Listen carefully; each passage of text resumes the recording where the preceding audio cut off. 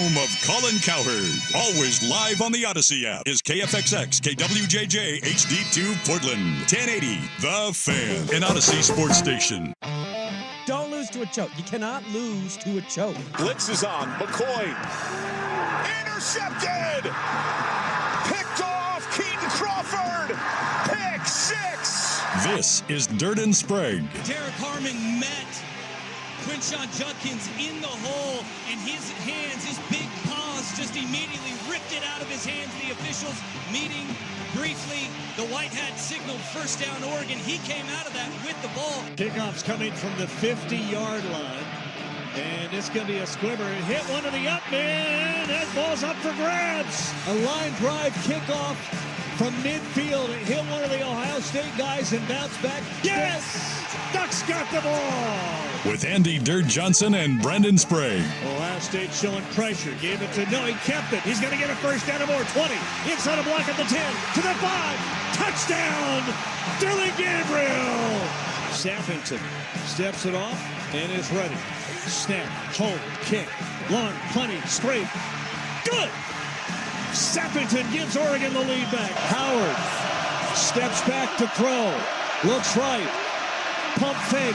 Now will run and has room and hooks down at the 28-yard line, but the clock has run out. The clock has run out. Durden Sprague on 1080 The Fan. All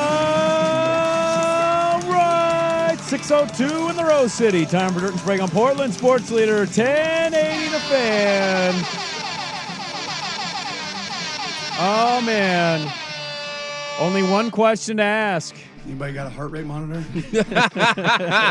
What is happening? Happy Monday, everybody. How we doing? I know how we're doing. We're doing good, buddy. We are doing good. Yes. It's a nice little week. I've been waiting a long time for one of these, man. I've been waiting a long time. When you got to come in and do shows. Yeah.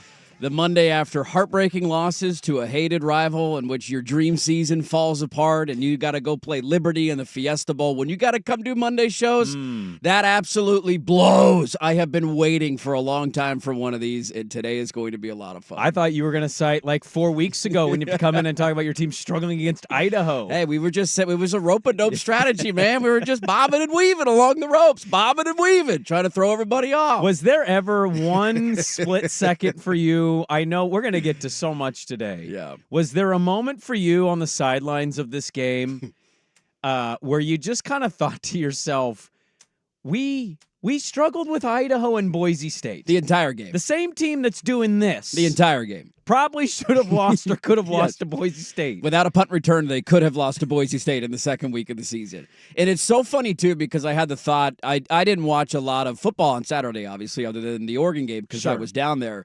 But you're trying during the show and when you're in the box, you're trying to scroll scores and keep up to date on everything that's happening. And it's been really funny to watch other teams who we consider near the top of the sport now go through their lulls that Oregon went through earlier in the season. Like Bama, we were watching that during the pregame show. Incredibly lucky to survive South Carolina.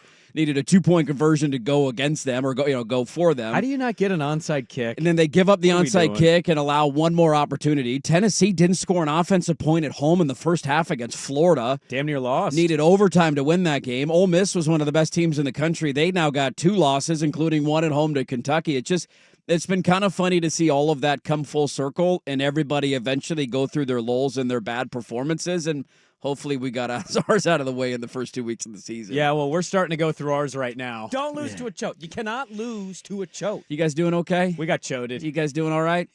Got choded pretty hard. Just don't know what that was. Not great. It was a tough weekend for Beaver. It was a tough weekend. Thank you. I didn't know that. Yeah, we got choded. You got choded super hard. You got choke chopped. Yeah, we did get choke chopped. When you get choke chopped, it's not a good weekend. Oh yeah. Especially with a team that can't really throw the football, and so you know what they're doing on every play. Well, today's not about us, Andrew. Today's not about us. Hey, I'm just trying to make the Beaver fans happy who were already tweeting last night. God, 3 hours of duck football. I'm not gonna listen in the morning. Yeah, I just thought, what should I do then? If you're not going to listen, should I not show up? Just turn the mic off. I'll go, baby. Get Dusty in here super early. That's just right. For the Duck Die Hard show. I'll call up Anthony. We'll get him in. He'll pop on in. Jorgie, whatever. We'll get the whole band together, man. We'll just do a Duck post-game show for 3 hours. Now, I want to find out something because I had quite a few friends and people I'm familiar with that went to this game. Yes. and I saw my Instagram algorithm because I was so depressed. I was on Instagram as I was getting choated. And I went through and I saw some stories, and I saw quite a few stories of people. It wasn't a student field storming. No. It was a stadium storm fielding. Like, there was retired couples. There were, husband, wife, kids. This was a family gathering. I don't ever want to hear one single person that went on that field ever complain on the internet about field storming or court storming ever again. Well, didn't it technically meet the criteria? They were ranked higher than us. No. I'm saying it's not about not applying. It's about if you participated, you cannot then criticize other people for ever doing it. I think criticizing fans for storming the field in any scenario is dumb. We should storm the field after every game. Football games are hard to win. I agree with that. Go run around on the field, man. Rip it's fun. every goalpost down. Go naked. I don't care what the hell. Do whatever you want. But I saw a lot of people on my algorithm that went on the field, a lot of selfies. Yes. I didn't see old Andy Dirt Johnson, and so I had a little birdie tell me that he may have not been there for the very end festivities. I got the hell out of there, buddy. I got the hell out of there. Now, when did you leave? So, first off, on the student section note, the weird build of the stadium is on that side where the student section is, where the Oregon sideline is, there's there's a walkway behind the wall before the seats kick in. And so for the student section to get on the field, I rushed the field many a times as a student, it's very discombobulated. You got to go over the railing, and then there's a gap, and then there's one little gate that lets you in, and some people just try and climb over the wall. So it takes longer to get down on the field. Other side, opposing sideline, you're basically just steamrolling down the stairs, and you can get on the field no problem. A lot easier from the other sideline. So that was a part of it. I think the students eventually got there. I have a really hard time watching big games in person now. I don't know if that's just a weird superstition thing for me, especially in the press box. Like, the press box is great to watch games because it's a free ticket, and I'm blessed to have this job. There's also food available at halftime, and that's just delightful. And you get a good view of the entire field, and I was elbowing Anthony Newman every time there was a big shot because you could see the play developing. You're like, oh, my God, he's open, and I'm elbowing him. So I'm sorry, Anthony, for elbowing you that many times. Did he ever tell you to stop? No, he was elbowing. We were just, kind of elbowing back and forth. We were going Bash Brothers. But you also can't, I acknowledged last week that I have indeed watched games doggy style. What? Because that's how sometimes the energy overtakes you and you need to fall down. You need to do something different. You need to bend over. You need to bend over. Just touch your toes. You got to loosen up the vibes a little bit, right? So that's the way I watch games at home, and I can't watch the games that way in the press box. I don't know if you know this. That was a very stressful game, man. Very stressful. And so you can go down as a media member with 6 minutes to go in the fourth quarter. So I sprinted down there with 10 minutes to go. I'm down on the field. It was thankfully right by the end zone that they were going in for the go-ahead score. And so I was standing 20 feet away from that, ready to video the go-ahead touchdown. Crowd's going to go crazy. This would be a great video on social media. Then they didn't score a touchdown. It was a little anticlimactic with the field goal. I know the field goal wasn't a given Duck God, no. history. They missed a PAT and a field goal in the game. But it was like you did kind of mentally prepare yourself watching on TV, touchdown, eruption. Everybody goes wild. And then it was like, here comes the field goal. You're like, okay, all right, well, we'll see. So here was my thought. They scored with a minute. I saw the field goal. They kicked it with 1:47 to go. And I'm full honesty and transparency here. I thought they were going to lose. They left too much time on the clock. Ohio State had it. There was 1:47. Ohio State had a timeout. And they just needed a field goal to win the game. And I thought to myself, I've either A, seen the winning score. I witnessed it. I saw it. And I saw everything that mattered in the game. Or B, I'm going to miss a heartbreaking, devastating loss that I don't want to be there for to watch in person, and I would rather listen to on the radio. So you left So after the second they kicked the go-ahead field goal, I sprinted up the tunnel. I was in my car by the time the drive started. Listened to Jerry Jorge call the final possession. Grabbing my steering wheel as I'm driving home, and I made it home by 9:30. I thought I executed it perfectly. Well, I don't know if everybody would agree with that. I think that's a controversial decision that you made. I'm too old for storming the field, man. I got a 9-month-old that's going to wake me up at 5 o'clock in the morning. If I would have stayed there, I wouldn't have gotten home till midnight, probably. Oh, I would argue later. It would have taken an hour and a half. Because you may have gone back to college, Dirt, of you know what? I'm going to go get a drink. Let's go to Reddy's. Everybody go to Reddy's. Drinks on me. Just kidding. Wait a minute. I got to wake up in 4 hours, man. I got to go get some sleep. The funny thing about that is I told a friend that you had left after they kicked the field goal. And this is a diehard Duck fan. It's the only thing he cares about in his life. And he goes, he left? And I said, yeah, I didn't know he'd be more intense than you as a fan, but I'm pretty sure he is. Sometimes I can't watch, man. I can't. Well, I'm asking you sincerely, do you have an example, and you're going to bust like 4 out that I'm not thinking of, where this has happened to you at Autzen? Because I think they've won 32 of their last 33 now. So this whole losing a heartbreaker. I thought they were going to lose. You don't have a lot of history with that at Autzen. No, but in big games we do. Yeah? Like Stanford in 2012, the only game they lost all season. I witnessed that one. Sure. 2011, in which they lost to LSU in the opener and then rattled off however many wins in a row. That was in Dallas, though, right? That was in Dallas, but Lane Kiffin came to town late in the season and knocked them out of the title conversation. Maldonado missed a kick in overtime, and I witnessed that and the thud of that loss.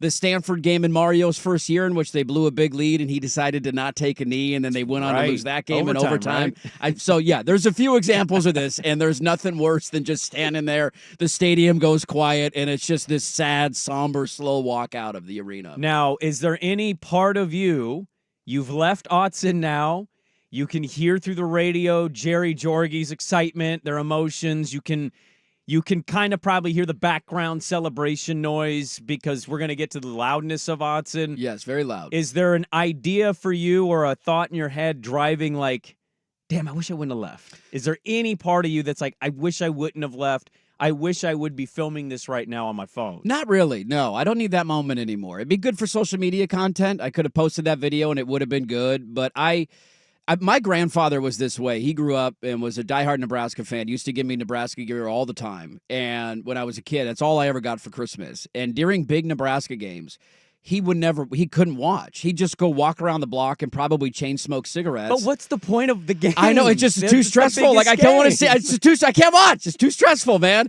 And especially when I'm listening and they get down into field goal range, they complete the pass to Jeremiah Smith. I'm like, thank God I got out of there, because they're going to kick a game-winning field goal. It felt like on as TV time expires, and we're going to be here on Monday doing the same stupid show that we've always done of like, hey, remember when you bobbled a snap on a PAT and then you missed a field goal and then you didn't score at the 2-yard line and then you had to kick a field goal on your last drive and you couldn't score? All these missed opportunities that piled up into another close game loss. I'm like already envisioning all of this in my head, and so I thought I made the right decision when that happened. But I've been a part of field stormings, man. That one was special. I got to witness 99% of the game, and there is a part of me with age and a 9-month-old at home that I'm like, I can't do this. I'm going to be exhausted tomorrow. I need to get home. And thankfully, the wife let me sleep in a little bit on Sunday morning and got up with the little guy. But I don't regret the decision. I think I made the right decision. So you're telling me as we get going on a Monday, Big Duck win over Ohio State at Autzen Stadium, you're telling me your decision to leave before the game was actually done is genetic? Yes, I think it's genetic. I think it runs in my family. Fault. It runs in my family. Okay. Big games. Last year, the Washington kick to tie the game, I was laying on my floor staring at the ceiling. I couldn't watch. I just listened to Chris Fowler tell me my heart was broken. Thanks, Chris. Appreciate that. There will be better days, man. Wow. There will be better days. Now, you're kind of a Niner fan. Yeah. Was this way in the Super Bowl? It doesn't cut quite as deep for me. The Ducks are a little different. The Ducks are a little right? bit different. This is the one that will always take the cake. Well, to be fair, I had my hands over my mouth in the Super Bowl, and I said, he's going to win it. He's going to win it. He's going to win it. You just know it. You could see it coming. You have that feeling. And he threw a touchdown. My wife goes, how'd you know? And I go, because I know Patrick Mahomes. Right. I've lived this life. I've seen this movie before. I know heartbreaking losses in close games when we don't execute one or two things and it finds a way to bite us. But thankfully, Ryan Day was dumber than this opportunity. Well, I'm happy that you didn't get choded. It's not good to be choded. It doesn't feel good to be choded, and you did not get choded. We did not get choded. We didn't get chipped. We didn't get dayed. Yep. You didn't get dayed. It was a delightful little weekend. You didn't get the McAfee game day curse. No. None of that applied. None of it did, man. We have a lot to get to in today's program. It's pretty open-ended. You can share, if you were down there this weekend, how you felt about the festivities. I don't think everybody that was at the game pulled the dirt and left before the game was over. No. That is a genetic disorder that Dirt's clearly dealing with. We will get to the football angle of this, the monkey off the back angle for Lanning in all of this. We got some great audio to get to. College football. We'll talk about Oregon State getting choded this weekend, probably a little NFL, and then it's going to be a loaded show. Dirt and Sprague, good to be with you. Let's get it going on The Fan.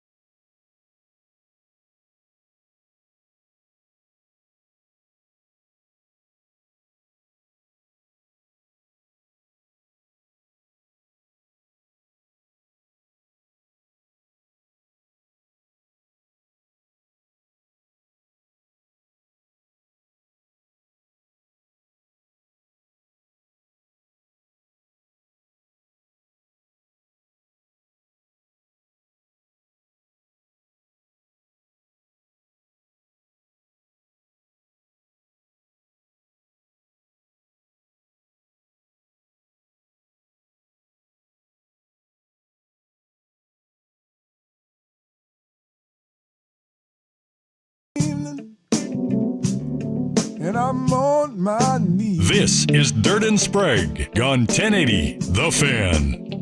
All right, welcome back in. 619 Dirt and Sprague here on 1080 The Fan, the Odyssey app, 99.5 HD2, and of course, YouTube. Happy Monday to everybody out there. Hello. What a moment in Eugene. Man. It was a day. From start to finish, it was a hell of a day. My buddy ended up leaving at 2:10 a.m. Did he make it down okay? Everything went all right? Made it down. This is where leaving morning of versus maybe like staying a Friday night. So many students ended up camping out and doing what Cal students did. And so he got there. He was just he was where the Coug bead flags were. So you're about halfway, 3/4 of the way back. Yeah. And then, I think halfway through game day, the thing that we told you about game day that kind of is underrated sucks is you go almost an hour and a half without them talking about you anymore. Yes, you have the great start, and then there's a huge lull, and then there's a big finish at the end. And so he was able to move up once that lull hit, but still not quite close to the first row. But he had a great time. Did he see the field goal? Was he close to the field goal? Oh, I actually didn't ask him where he was. Because I remember he wanted to see the field goal, and the kid ended up I was watching that before I headed down, and the kid he missed the first one, and then he made the second field goal. Well, his first miss had the distance. It just went a little left, and he was kind of cocky sniffing. And there was a part of me where I always root for the student to make the kick because, colleges have been ripping us off for our whole lives. Right. But he was kind of cocky sniffing to the point where it's I kind of want you to miss too. I was in between. And then I thought, how amazing would the story be in your life?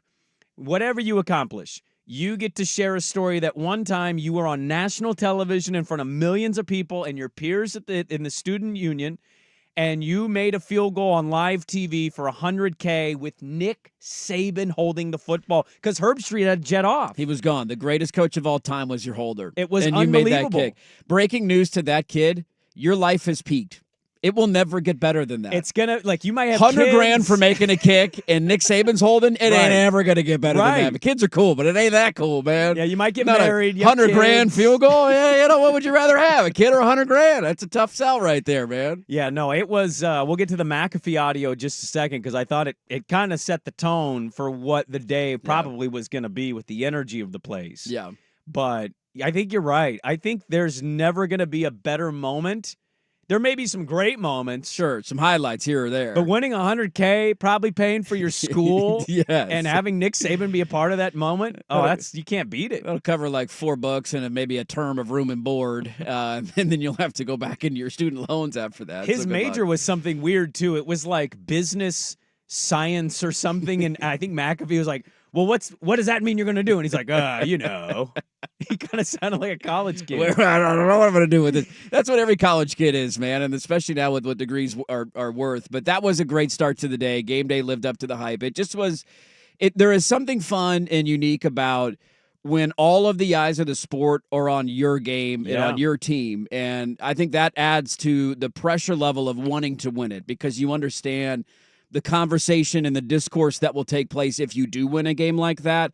And there were so many big-time media members that were in town walking around the sideline, and I'm just like, man, I've never seen you at a game at Autzen. I'll never see you at a game at Autzen again, maybe. Who's the biggest one that you saw that you thought, I'm not going to see you again? Just for you. That's a good question. Yeah. Because a lot of them are like kind of nerdy college football people. Like Writers. Stanford Steve was all over the place walking around on the field. That's pretty cool. He's been to games before. There was the gal from the Lebitard show who goes to all the games. Lucy, I think is her name. Okay. The Bussin' with the Boys guys were all over the field. Dan Lanning's best friends. Dan Lanning's homies with them, and they were fist pumping and, chest bumping after the big win. I think he hugged them more than he hugged anybody else. I think he did more than his own players, more than his own coaches. He was like shoving his own guys out of the way. Let me get to Will Compton. So they were there. Obviously, a lot of the writers that we have on, Ross Dellinger, a lot of the big-name college football writers were in town. And then our buddy Pate, who has been to Autzen before, and I hope he comes back again, and I got the chance to say hi to him. But it was like a who's who of college football media there. I thought Pat McAfee, I turned it on because I wanted to see, I was trying to help my buddy get a photo of him and his kid or maybe the sign. Thought I saw the sign his kid made because I saw a photo of it. Turns out another person stole the exact same idea. And so I'm watching game day from the start. I'm up early. I'm exercising. I've got game day on. Let's go. Start our Saturday. And I thought McAfee kind of set the tone for what felt like really the whole day. Massive Big Ten battle in Big Tree country between two Goliaths of the Big Ten Conference. Obviously, you look at Ohio State. Is that the best roster money can buy? in the history of college ball. That's right. Potentially, they've been a wagon, a buzzsaw, literally since the jump. And then you look at the Oregon Ducks. They start the season a little rocky.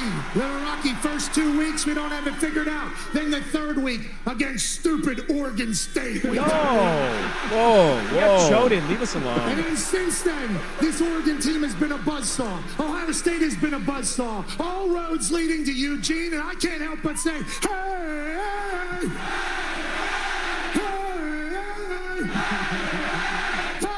hey, hey, hey, hey. You make me watch out, put my hands up and pick my heels up and all day now.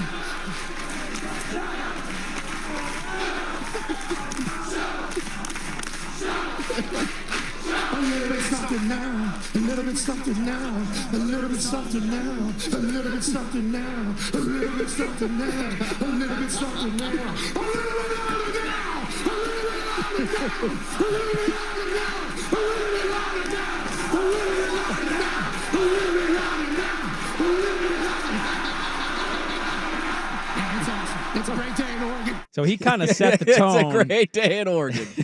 I loved how many people on the internet were like, man, cocaine will make you do a lot of things. Hell of a thing. You knew that guy slammed way too many beers at Rennie's the night before, too, and had a 4 a.m. wake-up call for that show. 4 a.m. Still wasn't as ridiculous as the cameras of Herbie in the convertible. Yeah, on the road to the driving to the airport Yeah, while he's... Yeah. He was on the show while he was in the air on the airplane. They were interviewing Dion, and he was on the airplane. It was like, it was cutting out. And he was like, big game against Kansas State. Like, I love me some Herbie. Is that really necessary? Yeah, like, we can keep the show going without him. It'll be all right for an hour. 7 people on the set. I think you'll be okay. Nick Saban's there. McAfee's a character. I think we'll be all right. I thought it was actually pretty. I thought going to the airplane was a funny bit.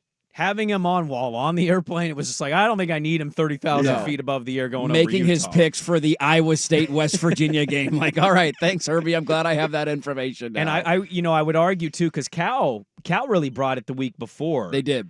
And I saw a Reese Davis thing. They usually when game day comes to town, they give Fowler or Reese Davis.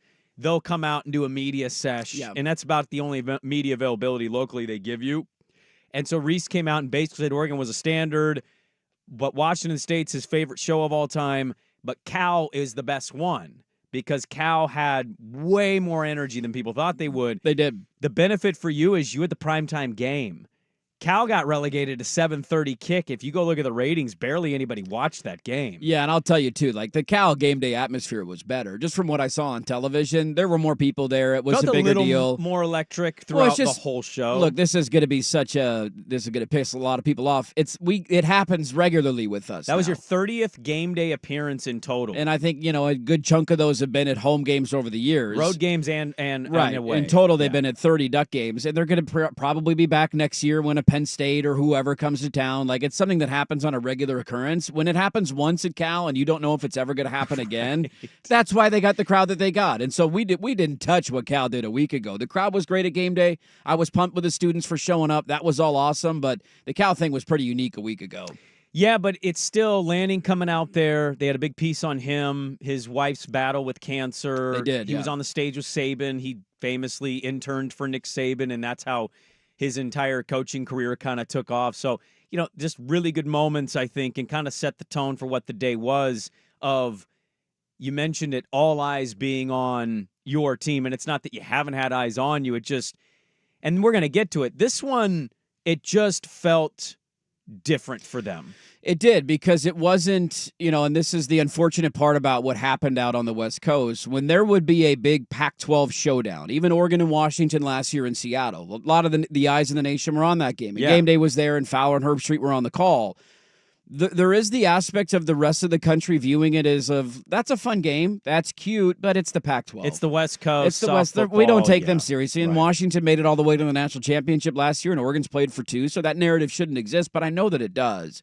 And that's why this one was different. It wasn't just a big Pac-12 game against USC or Washington or an Oregon State. Like, This was Ohio State, the team that coming into the year everybody said is the most talented or one of the most talented in the sport, a team that has lost a total of, 3 games in 3 years, and the only team they can't beat is Michigan. They blow everybody else out. Having the eyes on it for a game like that, and a lot of people thinking, considering where the public money was on, that Ohio State was going to win the game that they were going to win, that's what made this weekend so special. I didn't know the stat. Outside of Michigan, I hadn't known that Ryan Day's only loss in the regular season was to Oregon. That's it. He's only lost to 2 teams in the regular season. Unbelievable. He has 5 losses in the regular season as a head coach. 3 of them are to Michigan and 2 of them are to Oregon. I mean, that's just unbelievable what he's been able to do. And we'll talk about Ryan Day. Big game Ryan Day was in full effect on Saturday. He's got an Oregon problem. We got Dan Lanning to get to as well. There is a whole lot more to unpack. Dirt and Sprague back with more, but first, Swag with the sports update. Now, from the Fan Sports Desk, a Sports Center update on 1080 The Fan. Brought to you by Laurelhurst Market, Steakhouse and Butcher Shop. Grab your meat for grilling season. Save 10% on your Butcher Shop order when you dine in. Menus at laurelhurstmarket.com. First on the Fan, Oregon's historic win over Ohio State Saturday moved them to number 2 in the latest AP Top 25 college football rankings, behind Texas, ahead of Penn State. Buckeyes only fell 2 spots to number 4, ahead of Georgia at 5. Ducks now with a short week. They'll face Purdue Friday night in West Lafayette, Indiana. They opened as 28-point favorites. Week 6 of the NFL schedule concludes in the Meadowlands tonight. Jets begin life after Robert Saleh hosting the Bills. 5:15 kick on ESPN. Josh Allen trying to avoid his first 3-game losing streak in the NFL. Buffalo's a 1-point favorite. Dodgers became just the 3rd team in Major League postseason history to record 3 consecutive shutout wins. They blanked the Mets 9-0 in the opener in the National League Championship Series behind 7 shutout innings from starter Jack Flaherty. Game 2 this afternoon, 1 o'clock, Sean Manaea gets the start for New York. LA expected to go with the bullpen. 5 o'clock in the Bronx, game 1 of the ALCS. Yankees hosting the Guardians. Alex Cobb, Carlos Rodon, your scheduled starters. Complete coverage on 910 ESPN Portland will begin at 12:30. Trailblazers get their first win of the NBA preseason Sunday in Sacramento. They beat the Kings 105-85. Scoot Henderson leading 6 Blazers in double figures with 17 points, 7 assists. Rookie Donovan Clingan, 10 points, 10 boards, 2 blocks off the bench. More sports scores and stories in 30 minutes. Jason Swigard from the Fan Sports Desk. Listen live or on demand at the Odyssey app, the Fan's desktop player, or tell your smart speaker to play 1080 The Fan. The Fan Merch Locker has new shirts from the fan shows and hosts you love. Get yours now.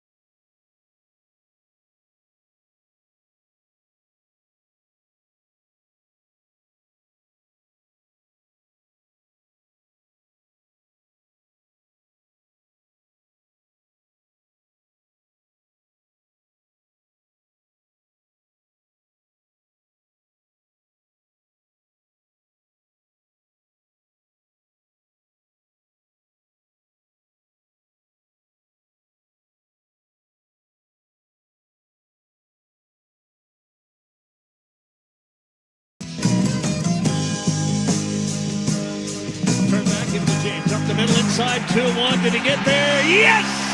Jordan James! Great blocking up the front out of the I formation with a fullback leading the way. This is Dirt and Sprague on 1080 The Fan. So I don't think I need to ask this, but you were there. I wasn't. Loudest you've ever heard Autzen? Loudest I've ever heard Autzen. Yeah, there used to be a mystique about the stadium, and not that it hasn't been loud, and you win a big game, it's loud. You know, touchdown score, it's loud. There used to be like a legendary status around the stadium, and it feels like that has been missing for a while, and it was back this weekend. It was like you can't think it's so loud, and the stadium and the press box is shaking, it's so loud. Yeah, I was blown away. I walked down. We got done with the pregame show at 2:30. Game started at 4:30. Helped pack some stuff up, right? Hanging out for a bit. Had my pregame routine. I was down on the field by about 2:50-ish, so we're about an hour and 40 minutes, basically 2 hours for the game kick because it didn't kick at 4:30 exactly. And the student section was full. And that's the way that it used to be. Like when I was there, you used to have to line up at the gate to be one of the first people in, and you'd run up the hill to try and get a good seat. And if you didn't show up early as a student, you're all the way at the top because that thing was going to fill up fast. And the vast majority of games that I go to now, or I stick around for, you walk down on the field before the game, and there's maybe 10 rows of students, and that's it. The whole thing was packed. The rest of the stadium brought it. A lot of red, but it wasn't enough red to take away from the noise that Oregon fan was making. It was vintage Autzen, and it was awesome. On TV, it looked like a lot of red, and I don't know what the percentage breakdown would be, but I think when you get a bigger number of the visiting fans, it actually encourages the home team fans to just say, "Oh no, we're going to up it a level today. We gotta take it up another notch." Now, I saw one Duck Media member claiming it was like 20% Ohio State on TV. It looked more than that, but I also know Oregon was wearing black. Yeah, red pops pretty hard. I think no matter what color Oregon was going to wear that day, it does. So I don't know if it'd be more than that, and it's not really that important. I'd say 80-20 sounds fair. 80-20 75-25 maybe, if you want to get a little aggressive. They had their section up top where it was all Ohio State fans. The visiting section. And then there were just little pockets throughout the course of the stadium. There was an alarming thing going on. We were doing the pregame show looking around. There was a lot of red. But then you remind yourself that they don't really have any place to tailgate, so they all came in to go to the Moe Center to watch them drink beer. And so they don't have anywhere to go. So in our area where we were doing the show, we were like, Jesus, man, there's a lot of red steam rolling into this thing. You know, we mentioned it earlier, Oregon's home field advantage, everybody knows what it is. I said it earlier, and I think the stat is right, because I thought I heard going into this they were 31 of the last 32 at home. So their last home loss was to Washington 2 years ago, and I believe the last home loss before that was the Stanford blown game. So I think they're now 32 of their last 33, if I'm off by a game or two, but it's somewhere right there. We know the home field advantage at Autzen is real. Pate said last night on his show that Oregon is the loudest Big Ten stadium, and I think Ohio State, Michigan, Penn State fan would take an exception to that, except there are so many photos on the internet of Ohio State fan not being able to handle the noise. The guy plugging his ear was just fantastic. Well, there was like 5 of those that I saw.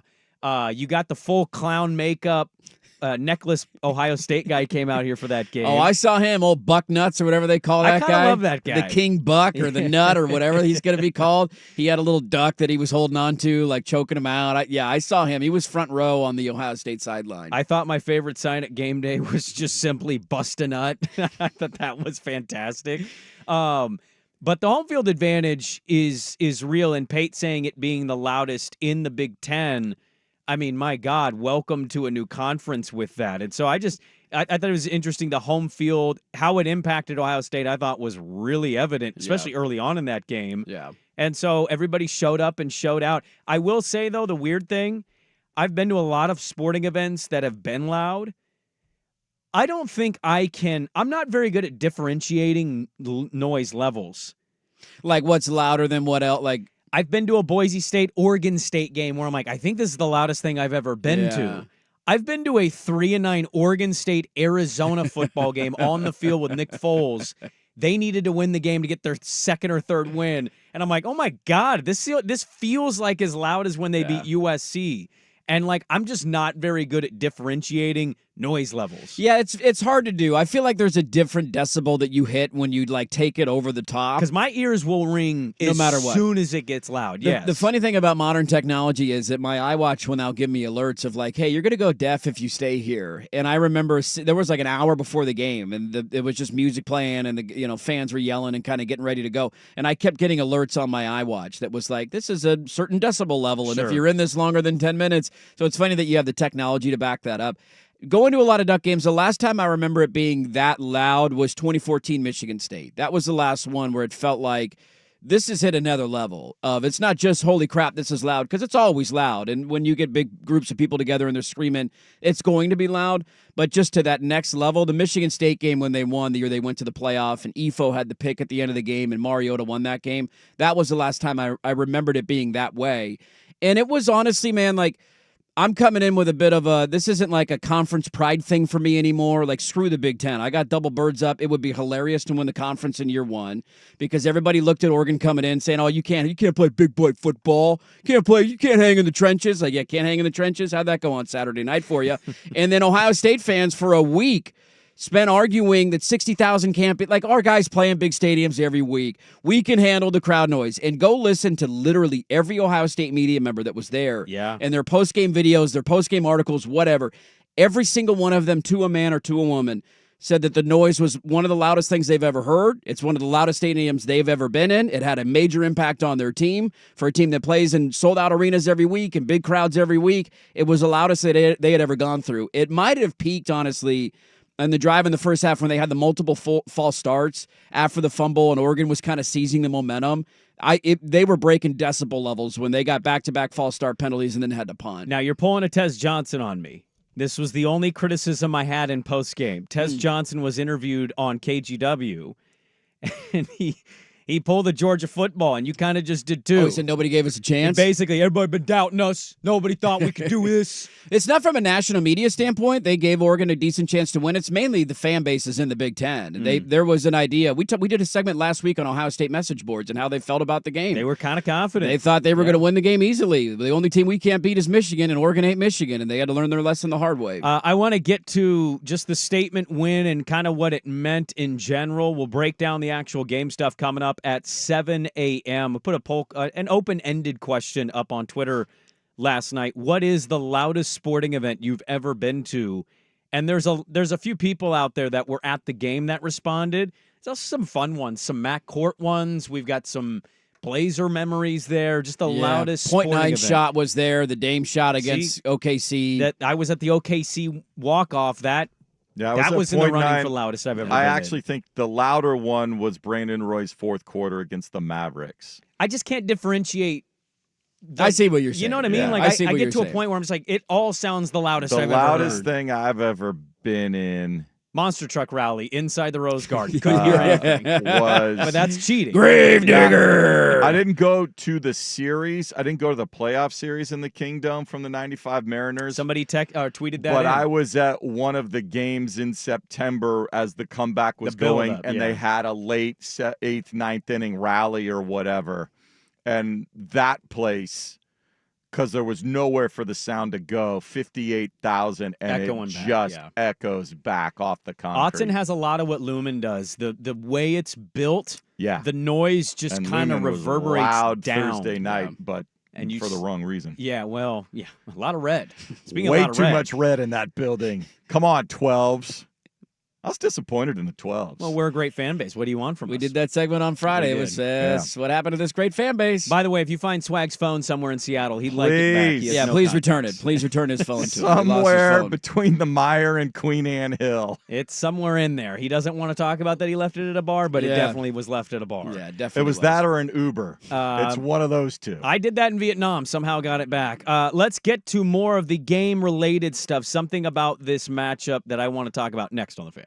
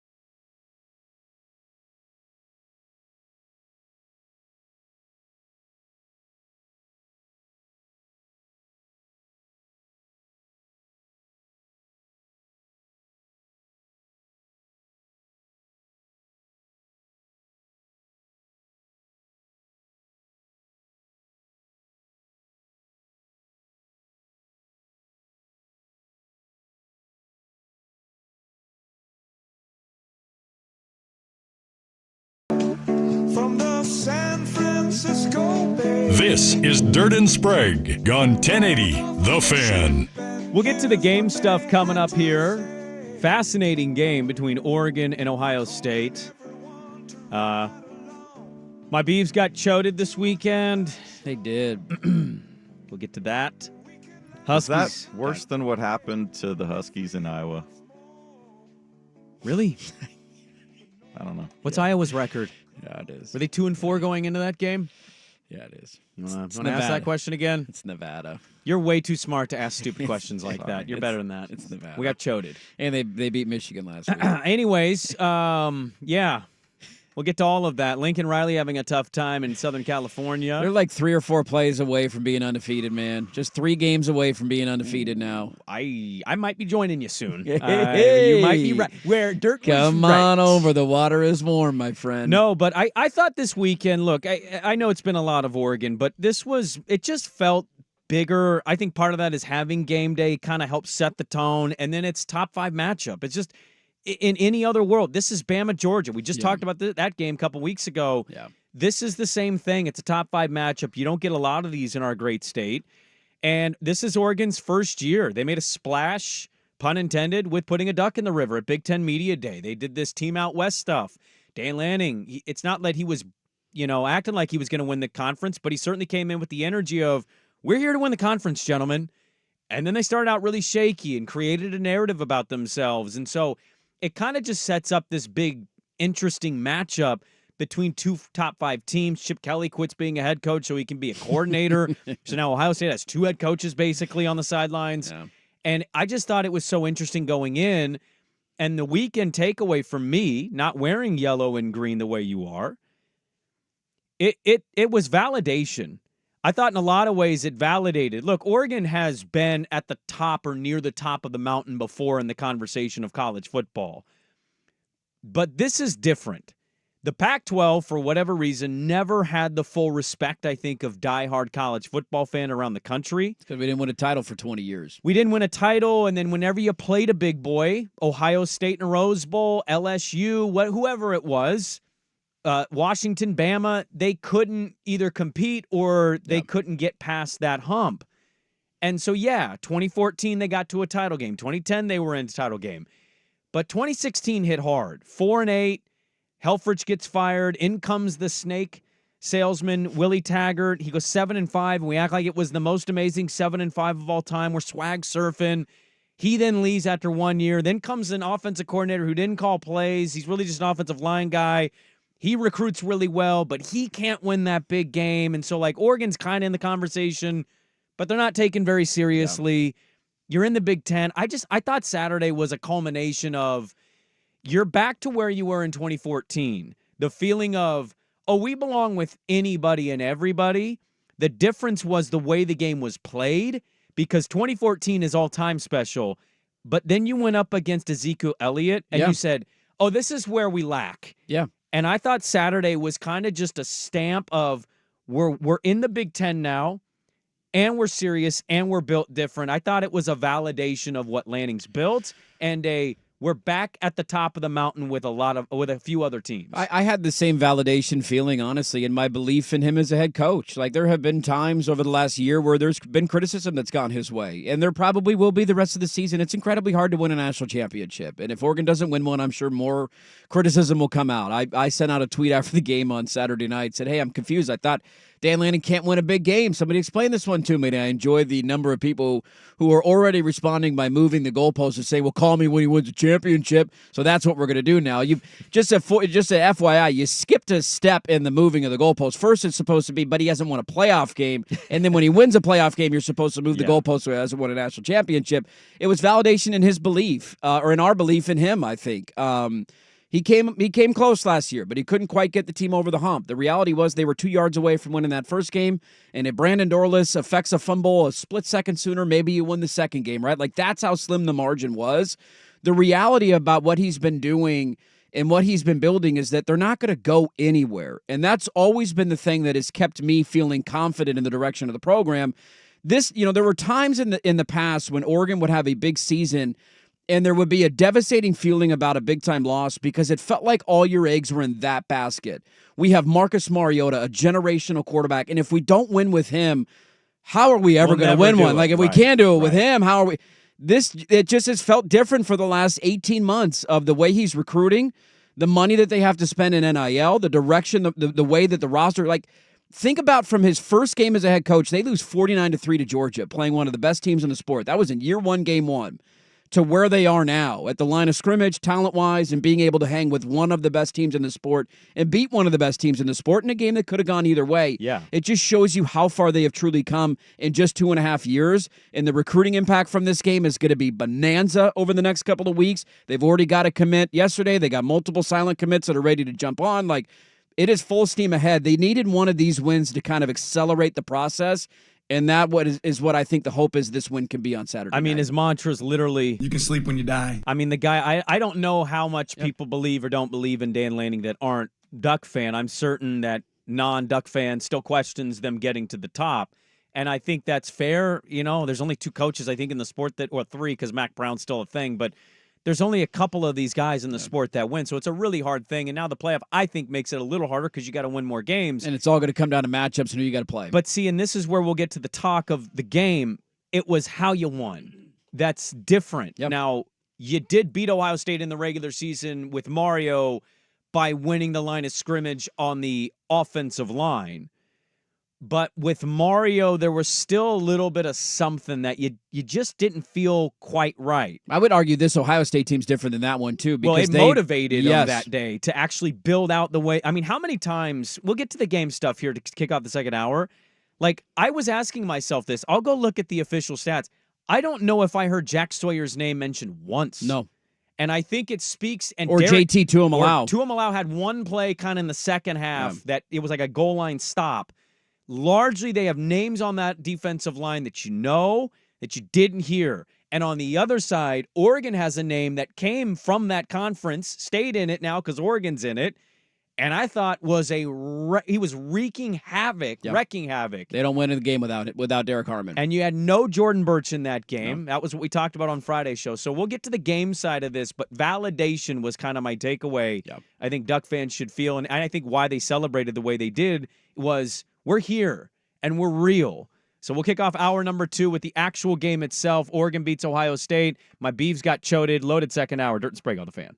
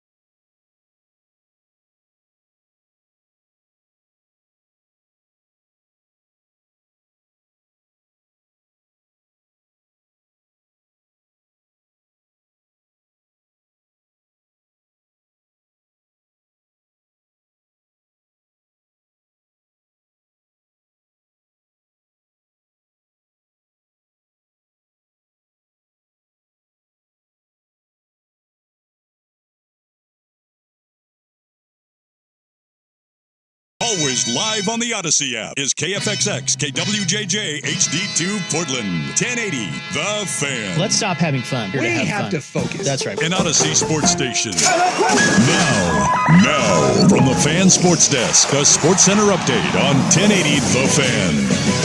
First on the Fan, Oregon's first ever win over top 2 team at Autzen Stadium has vaulted them to the number 2 spot in the latest AP Top 25 college football rankings. They're just behind Texas, ahead of Penn State. Buckeyes fall 2 spots to number 4, Georgia at 5. Ducks with a short week. They will head to West Lafayette, Indiana to play Purdue Friday night, 5 o'clock right here on the Fan. Ducks opened as 28-point favorites. Week 6 of the NFL concludes in the Swamp tonight in New Jersey. Jets trying to adjust to life after Robert Saleh hosts the Bills at 5:15 on ESPN. Josh Allen trying to avoid his first ever 3-game losing streak as an NFL starter. Buffalo 1-point favorites. Dodgers tied the all-time postseason record for most consecutive scoreless innings pitched with 33. Part of a 9-0 shutout of the Mets to open the National League Championship Series. Dodgers starter Jack Flaherty, 7 shutout innings. Game 2 coming up today, 1 o'clock. Sean Manaea takes the ball for New York. L.A. will go with another bullpen game. 5 o'clock in the Bronx, Game 1 of the ALCS. Yankees hosting the Guardians. Alex Cobb, Carlos Rodon, your scheduled starters. You can hear them both on 910 ESPN Portland with coverage beginning at 12:30. More sports scores and stories in 30 minutes. Jason Swigard from the Fan Sports Desk. Listen live or on demand at the Odyssey app, the Fan's desktop player, or tell your smart speaker to play 1080 The Fan. The Hot Corner, now in its new time. Tuesdays at 7 after Isaac and Sue on Portland's sports leader, 1080 The Fan. It's time for Dirt and Sprague. All of a sudden, one week, nobody had anything down there. It's a new world. I was born too early. I've never been a fan of the bush, to be honest. Really? Yeah. With Andy Dirt Johnson. I'm going to need some pliers and a set of 30-weight ball bearings. What the hell you need ball bearings for? Oh, come on, guys. It's so simple. Maybe you need a refresher course. It's all ball bearings nowadays. And Brendan Sprague. Only problem is he's got a little bit of Mississippi leg hound in him. If the mood catches him right, he'll grab your leg and just go to town. You don't want him around if you wear his short pants, if you know what I mean. Dirt and Sprague on 1080. I pride myself and think of myself as a man of faith, as there's a drive in a deep left field by Castellanos. It will be a home run, and so that'll make it a 4-0 ball game. I don't know if I'm going to be putting on this headset again. The Fan. All right, welcome back in. Hour 2, Dirt and Sprague on 1080 The Fan, the Odyssey app, 99.5 HD2, and YouTube.com/1080 The Fan. You can reach the show at the YouTube comment section or the Vancouver Ford text line, 503-864-6326. They treat you right before, during, and after the sale. Visit them at vancouverford.com. We talked basically all Oregon, Ohio State in hour 1, the atmosphere, game day, and we ended the first hour with validation, was kind of my non-fan college football observer takeaway of just, you knew it was good. Everybody that's a Duck fan has, I think, shared your sentiment of, like, I know this guy's good. But in sports, you kind of just, you need that, right? You need that one thing that says yes. Like, you beat Utah, you beat UCLA. Those are good wins. Mm-hmm. But this is different. This is a different animal. Totally and different. So it's like you have maintained the opinion of, look at the recruiting, look at the record sub-Washington, like, look at all of this stuff. And mostly people are like, beat a real team. And I thought the validation thing, that was just my takeaway, is you needed confirmation for how you felt internally to say, see, this is what I'm talking about. And I think team building aspect of that also won him the game. You talk about the mix of portal and recruiting. I mean, no Jordan Birch. And so you've got a defensive line mixed with recruits and portal guy. 2 true sophomores on the edge. And a couple Derek of transfers on the interior. Just destroying. Caldwell had a big game as well. Caldwell had a big game as well, yes. And so you look at that. You look at the wide receiver position, right? Evan Stewart. Oh, my God. Trayshawn Holden spit on somebody. That was crazy. He overcame that. What are we doing? Early interception with Bassa, not ruled an interception. Yeah. It was ruled a catch. Very confusing. You know, you give up a touchdown on that drive. But just everything about Oregon's win was team-building concept of he's hitting the right buttons for what his roster needs, right? The portal, massive for them. and then sprinkled all around with depth and starting is the recruiting for Dan Lanning. He has hit home runs in recruiting at certain positions, and he's hit home runs in the transfer portal at other positions. And I think that was the reality on Saturday night, that without both of those pieces and the synergy between them, you don't win this game. You just want to look at the transfer portal, for example. The idea of bringing in Dylan Gabriel was for a game like this, and can he play his ass off? Guess what? He was phenomenal on Saturday night. The idea he was better than Will Howard, by the way. I'll acknowledge what you said Friday. Will Howard was good. Gabriel was great. And he was better with his legs, which was a surprise to me because we talked all week about Will Howard running, and that was going to be a difference maker in the game. And Dylan Gabriel was the one that had the long touchdown run. It took him forever to do it, and I was like, are you going to move? You can move. I know. And he finally did it. There were a lot of looks, too, where he was handing the ball off and kind of booting the fake, and it was like, dude, there's a – keep it. It's some, and then he did it in a big moment. He was building it, though, He totally was. Without Evan Stewart, you don't win that game. Without Derek Harmon, you don't win that game. And then on the flip side of that, from a recruiting standpoint, the way your edge rushers played on Saturday night was incredible. Mateo Uiagalelei had a coming out party in front of the country. That kid is a true sophomore, and he is a beast. And when you lose a guy like Jordan Birch, I said it last week, you don't want to ever have a player of that caliber go down. He's arguably their best defensive lineman. He's an NFL player, and he has been a monster the last 2 weeks. But if there is an area where Lanning has recruited and portaled so well that you can maybe overcome it, it is the defensive line. Like, if Jabbar Muhammad goes down, it's a different conversation because he's your number one corner, and he had another nice night on Saturday and maybe was the best corner on the field. But when you have a defensive lineman go down, there's that belief of, like, they have recruited so well there. It's just a question of, can those young pups step up and have a big game? And they both did. And so this is all about roster construction and pressing the right buttons. And I think Saturday night proved that Dan Lanning's been doing that. They didn't have Jordan Birch, and they lost Trayshawn Holden early in the game because he spit on an Ohio State player. One of the dumbest things I've ever seen. I mean, just idiotic. I couldn't tell what happened. So that was so weird in the press box because all of a sudden a flag comes in late, and then there's just an Ohio State player down in the left end zone. You can't really, and then he walks over, and you're like, I had no clue what was happening. Well, nobody on TV did either because nobody saw it until they replayed No, it. and then the crowd was so loud that you couldn't even hardly hear the ref half the time when he's making announcements. And I didn't see that he got ejected until I was scrolling Twitter, and I'm like, wait, what? He got tossed? And then I watched it later, and I saw him through his helmet. That was ridiculous. I don't mind the throwing helmet. He was probably pissed at himself in the tunnel. I was like, why did I just do this? He sent out a statement. May have been Chat GPT'd. Here was Dan Lanning, though. They lost a couple guys. Here was Dan Lanning in the post game. Next man up. You know, in football, it's about the next man up. And I know Jordan's probably sitting at home just as proud of these guys being able to do next man up mentality. You know, we thought there might be a chance that we would be able to, see him out there. We weren't able to see him out there, but we always want to protect our players first. And Jordan is just, you talk about the year that young man's having. I hurt for him because I know how much he wanted to be a part of this moment. But talk about next man up, right? And some guys showed up tonight. Oh, they didn't just show up. I thought they completely altered and changed Ohio State's game plan. I think that's probably what surprised me the most. Now, there was different moments. This was such a weird game I was texting with one of your friends who is coincidentally a Gonzaga and Oregon fan. What a weird world. And he roots against Oregon in basketball. It's a whole thing. It's a very weird I don't let thing. him off the hook. But I was texting with him early, and I was like, I feel like Ohio State's the better team, but they've farted around, and they're in a game.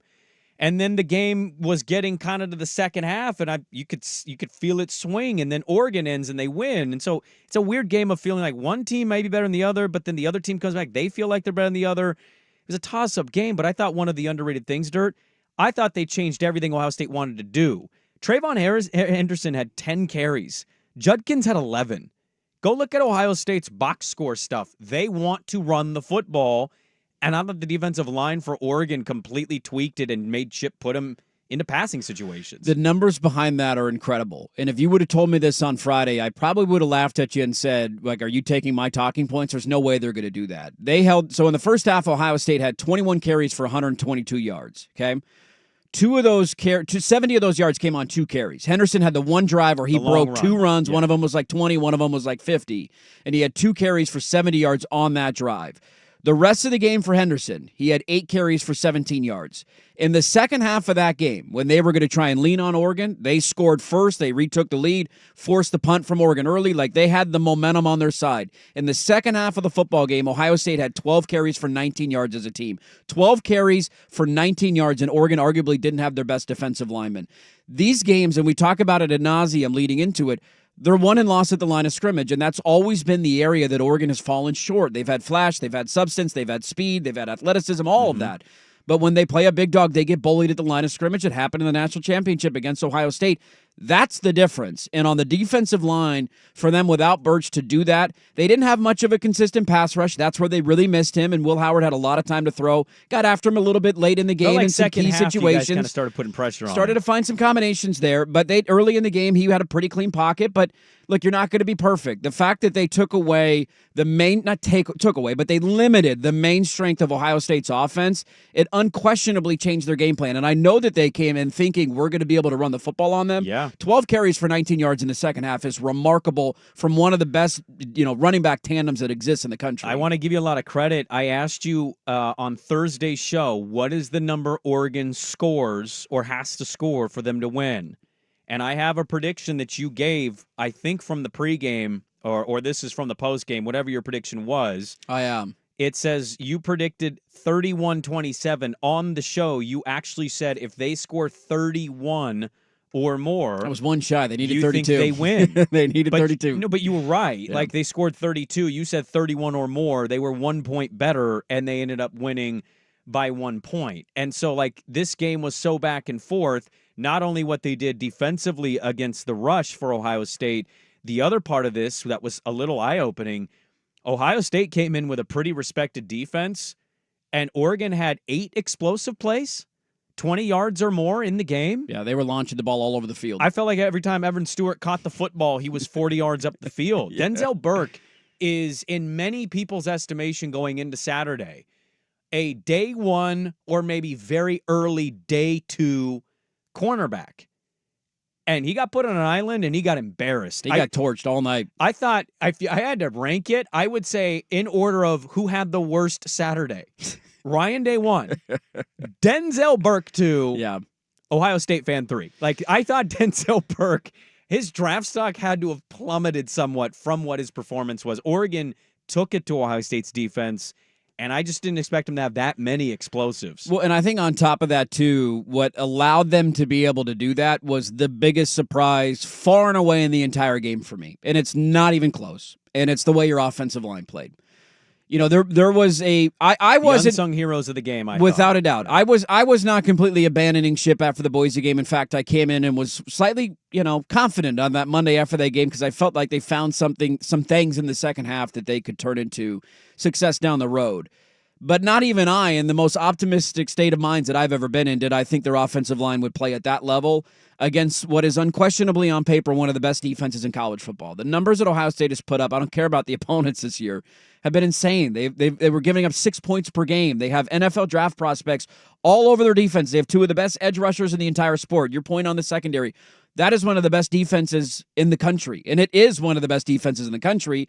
It was just a reminder that, oh, yeah, that's right, Oregon is incredibly talented, but if there was an area that they were going to fall short, I figured it would be they would struggle to run the football and they struggle to protect Dillon Gabriel. Dillon Gabriel was not sacked in this game. He was hardly even touched. They got a couple of pressures in key situations, but for the most part had a clean pocket. And you talk about those launches down the field and the explosive plays, those take time to develop. You have to have 4 seconds, give or take, in order to get rid of those, and he was throwing balls on the money, and so all the attention will go to Gabriel and Stewart, and rightfully so, because they were awesome.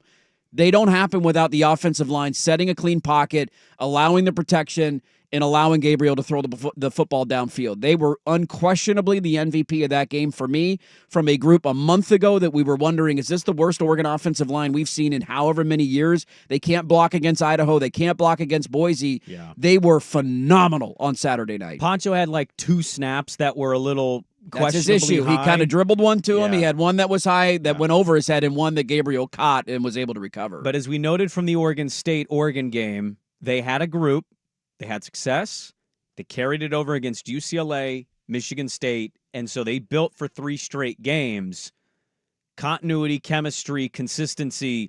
I'm not as good or keen on watching this stuff as I think you are, so I give you credit. They didn't make any changes on the offensive line during the game, right? It was the same. They still group. don't have Bedford still out, the guy that we Who all cares? said we need Who him to be cares? back in order for the offensive line to play Harper's good. fine. You're okay. Yeah. Sawyer, Tuamalau, two massive names that decided to come back for this season to make it special. First-round NFL draft picks. To beat Michigan, to win a national championship. These are considered in the conversation of best edge rushers in America. 5 total tackles. No sacks, total tackles. And by the way, 2. Sawyer had 2 assisted. Had no solo tackles, 2 assisted tackles. Tuamalau had to play late. He had 3 total tackles. All 3 were solo. That's just a remarkable job by an offensive line that after 2 weeks in the season, everybody was going, oh my God, they're going to cost us 3 to 4 games. Yes. You want Duck receipts? Go look at Twitter from Duck Twitter after 2 weeks. I got text messages from buddies saying we're going to lose 4 games this year. People were out on this. This team, I'm not buying. Season's over. Like, okay, they have found it now. And to get to a point where Tuamalau and Sawyer are limited to 5 total, only 2 assisted from Sawyer, man, that speaks volumes, I think, of what Oregon was able to do. I want to get to a couple key moments of the game. The Beavs got choded. Yeah, we'll get to that. We'll get to everybody We don't else. need to if you We don't will. want to. We'll get to him. No. We'll get to him. Okay, you got choded. We also got called stupid on game day, so that You was, did. was great. Yeah. Got called stupid and choded in the same day. I don't think you're stupid, but you did get choded. No. Felt stupid watching that game. More Duck Talk next on The Fan.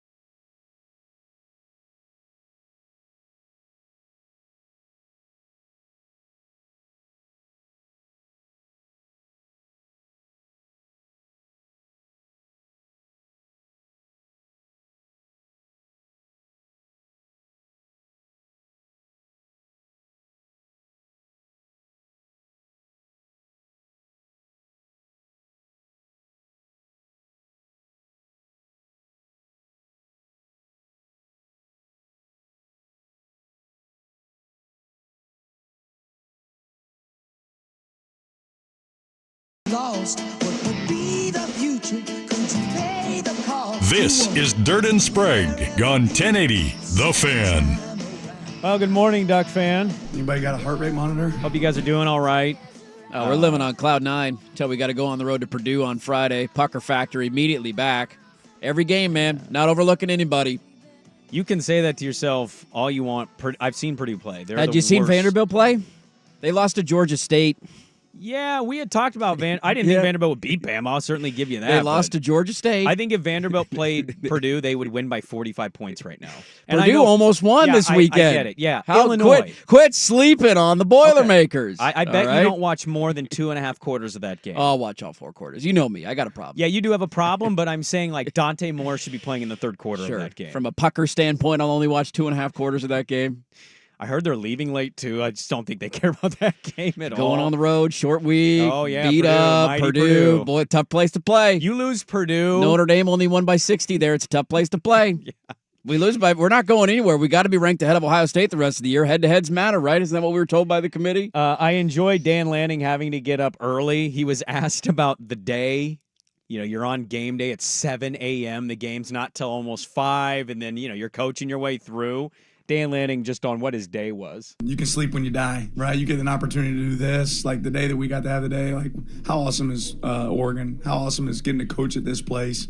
Our fans, our players, man, those guys work so dang hard to get moments like this. And again, you might not believe me, but regardless of result, I was going to be so proud of our guys and how they competed tonight because I know how hard they work, right? And they asked them before the game to leave it all on the field, give me everything you got, and they did that tonight. I thought it actually kind of made me chuckle. I was watching this game alone, and I chuckled because I thought of you from this past week where you said the worst thing for you as a fan is when your team gives up a touchdown on the opening drive and then punts.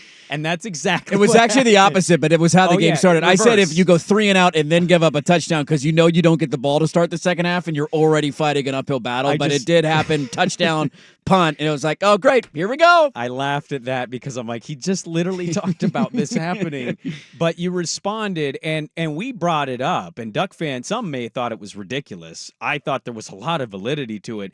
If you don't think the whole Dan Lanning winning this kind of game mattered, go rewatch Dan Lanning when they won. Oh, it mattered to him. He was going to punch people in the face. He was so jacked out of his mind. It looked like he took a hit of some C4. He's an insane competitor. But I think his reaction speaks to it. If you don't think that was a thing in his own thing of like, I know I'm building this right, but I couldn't get past Washington. I need to win this game.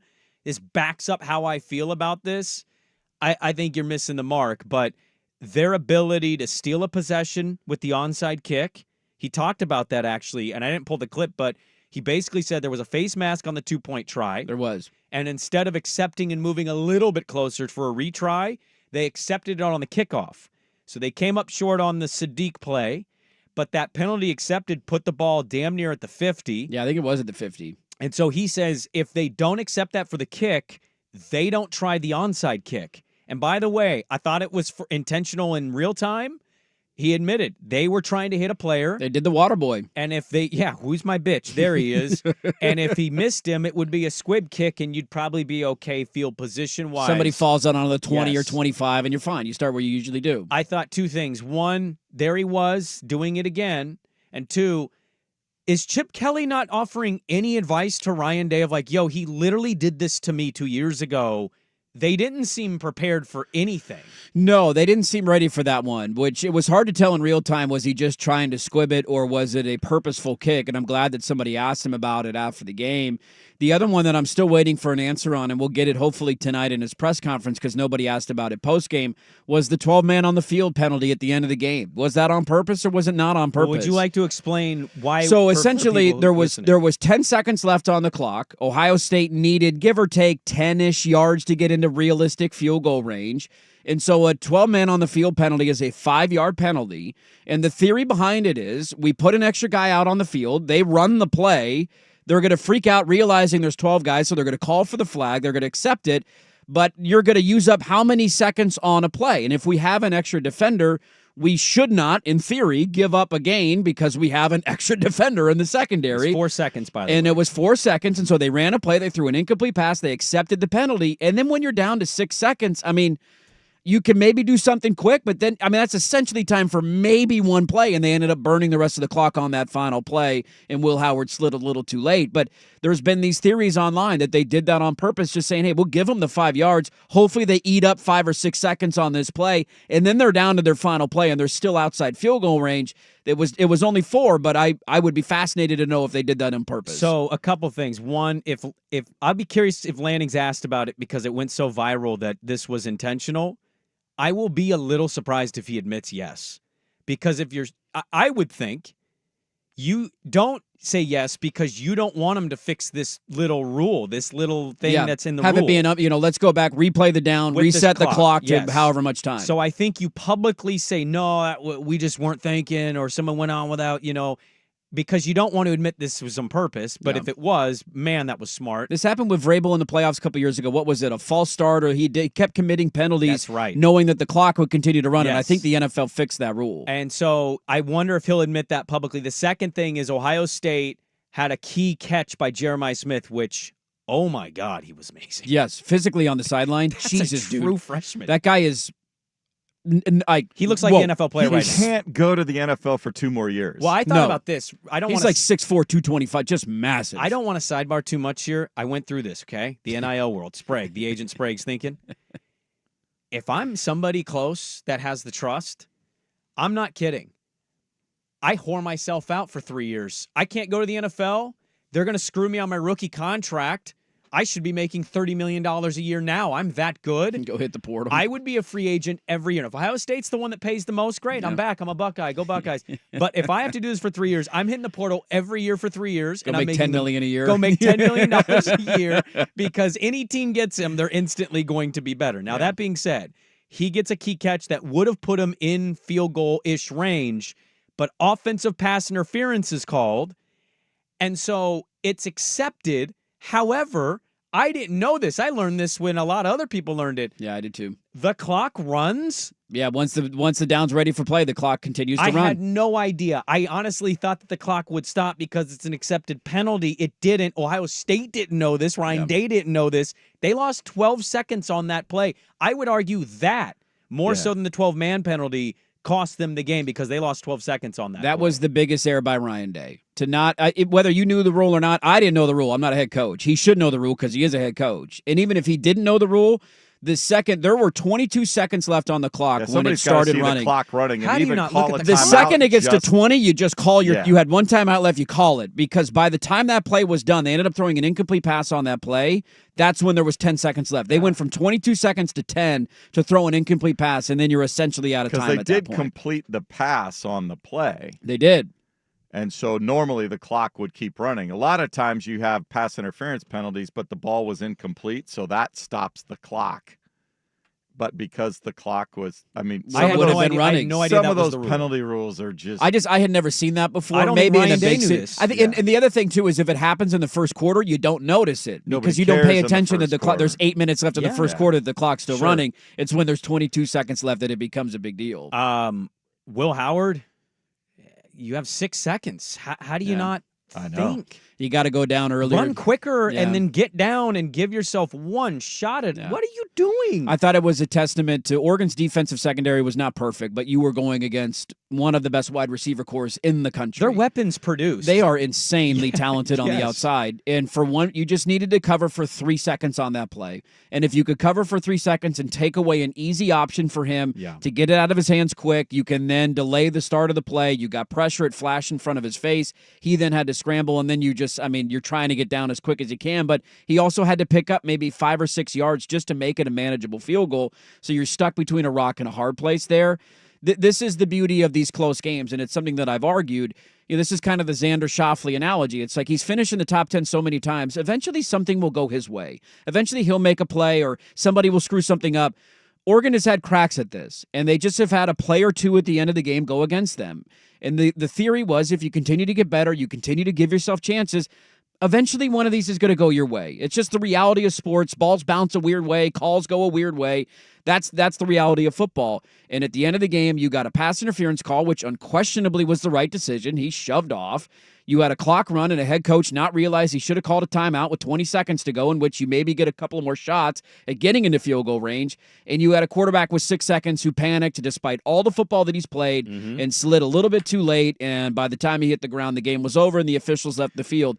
They were fortunate on that final possession, but they also put themselves in a position to be able to win the game while making a lot of mistakes themselves. And Ohio State screwed up their final drive. Well, we know Lanning loves to go for it on fourth down. I hated their goal line play on 3rd and goal when they turned over the ball on possession. Hated it. We shouldn't be targeting Patrick Herbert. No offense to Patrick Herbert. This is becoming like a fetch thing. Can we stop trying to make this happen? Can we stop in a big situation?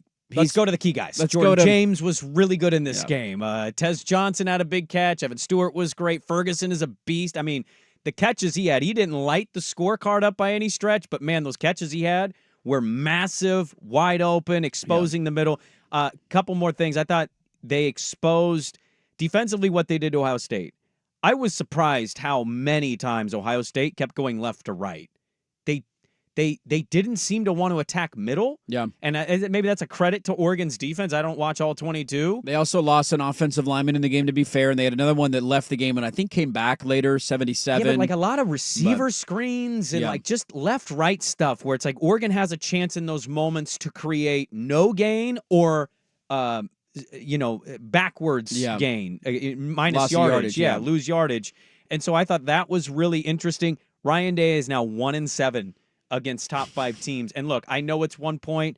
I know it's a field goal, a second's difference here. That's what these games are. If Notre Dame doesn't go on the field with 10 guys 2 times in a row, maybe he doesn't beat Notre Dame either. He's got a thing, man. And I was willing to say he can get past it. It's a lot like Lanny. He recruits the talent. He's got a thing. And it's not that you're going to fire him. This season's not over. Their odds to win the Big Ten are barely worse than Oregon's. It's like plus 145 to plus 170. Yeah, I wouldn't be shocked at all if they won a rematch. It's tough to win twice, right? Yeah. But he does have a weird thing where you just watch his team and you go, damn, they're good. Yeah. Man, they made 8 penalties? What are you doing? That would end. I mean, you look up and down the board of the just box score and things that teams did. Penalties, Oregon won in that category. Turnovers, Oregon won in that category. Yep. Third down, Oregon won in that category. Explosive plays, Oregon won. Rushing yards, Oregon won. There were a lot of things that statistically Oregon won with. The one last takeaway for me, and I know we'll get back into the game, but I know we want to get to a couple other things as well. Yeah. The lingering feeling that I had in the pit of my stomach throughout the game, and this is why it was so exciting to finally win it and the way that they won it, was that they left too much out there. They left too much on the plate in order to beat a team like Ohio State. Like, you just go down the laundry list of things. Opening drive of the game, I thought Lanning made a massive mistake not calling a timeout after the pick, no pick. For the review, yeah. Should have been reviewed. He thought they were going to buzz down. They didn't buzz down. Even if you don't get the buzz down, his defense all ran off the field. They thought it was a pick. Ohio State rushed up to the ball. You got to call timeout there just to get them reset. They score a touchdown like 2 plays later. But at the bare minimum, you get them to look at it. Stop protecting first half timeouts. They're not that important. And that was a massive play that I think gets overturned. You miss a PAT that nearly turns into a 2-point conversion the other way. Boy, Sappington, man. You miss a field goal. That was great. You chase the 2-point conversion. You didn't get it. One of your best wide receivers spit in the face of an Ohio State player and got ejected from the game, so that was cool. You were stopped on 4th and goal inside the 5-yard line in which Tez Johnson was wide open. After 3rd down, you tried to throw it to Patrick Herbert, and on 4th down, you threw it off the butt of a defender trying again, go to Patrick Herbert. Let's not target him inside the 5. And then at the end of the game, you get the ball all the way inside the 1-yard line, and you can't score a touchdown, and you had to kick a field goal. And you allowed 1:47 left on the clock with 1 timeout, and Ohio State just needed a field goal to win the game. Like, if you told me a combination of those 2 or 3 things happen on Friday, hey, they're going to get inside the 5-yard line twice and come away with 3 total points, I'm going to tell you there's no chance they're going to win. Hey, they're going to miss a PAT, miss a field goal, and chase a 2-point conversion. God, I don't know if they can win. That's the most optimistic thing out of this game for me, is that it feels like Oregon did a lot of things to hurt themselves. They could have played. They left maybe 12, 15 points on the board just in these scenarios, and they still won the game, and that's a really cool feeling. I got choted this weekend. Next on The Fan. Now, from the Fan Sports Desk, a Sports Center update on 1080 The Fan. Brought to you by A&E Plumbing, Heating, and Air, serving Portland, Southwest Washington, and the Gorge. Online at aneheatingandcooling.com. It's hard to stop a train. First on The Fan. Well, Oregon's train is run all the way to number 2 in this week's AP Top 25 college football poll after beating Ohio State at Autzen. They're one of 10 undefeated teams remaining at the FBS level. They will head to West Lafayette, Indiana for a Friday night tilt with the Purdue Boilermakers. Ducks opened as 28-point favorites. Week 6 of the NFL slate wraps up tonight in the Meadowlands. Jets, now without Robert Saleh, host the Bills for a 5:15 kick on ESPN. Josh Allen trying to avoid his first 3-game losing streak as a starter in the NFL. Buffalo 1-point favorites. Dodgers became just the 3rd team in Major League postseason history to record 3 consecutive shutout wins. They blanked the Mets 9-zip to take the opener of the NLCS behind 7 shutout innings from starter Jack Flaherty. Game 2 today, 1 p.m. Sean Manaea will get the ball for New York. L.A. expected to have another bullpen game. Then at 5 o'clock in the Bronx, Game 1 of the ALCS, Yankees hosting the Guardians. Alex Cobb, Carlos Rodon, your scheduled starters.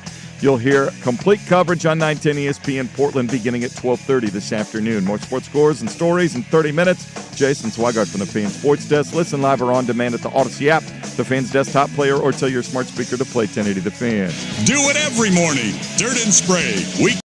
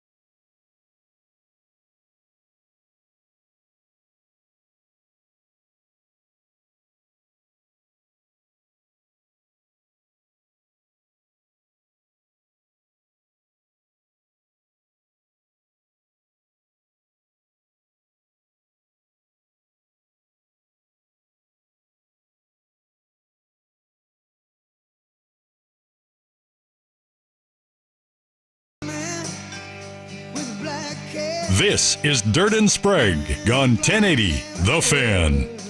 Well, I was told something repeatedly last week that I started to believe it going into the game. We have to do a segment on the pregame show, our lock of the week. We have to give our lock of the day in college football. You know what my lock of the day was? Same one as Swag and Spring and Line. Blitz is on. McCoy. Intercepted. Picked off. Keaton Crawford. Pick six. So I just got a question for you. What happened to... Don't lose to a choke. You cannot lose to a choke. We got choded. You got choded. We got choded hard. What in the hell? They forgot how to do they know? tackle. They don't know how to tackle. You can't stop the run. I mean, Can I offer a lot of injuries? A lot of injuries, to be fair. Well, I mean, they're missing 17 of their all 22 How is that on defense. mathematically possible? I don't know, but Angie Machado's the one of Beaver Blitz to tell me that. What last are they night. doing down there? Do they have a training staff? What are you doing in practice? Mountain West beating us up. I don't know if you know that's big boy football. Those are insane injury numbers. 17 it out helps of 22 is context. Make a little sense of why they just ran it for 353 yards down your throat the entire game. Yeah, and then when they occasionally threw it, they'd get a big pop in the air game. Like, hey, 35, 40 yards. The explosive plays were all over.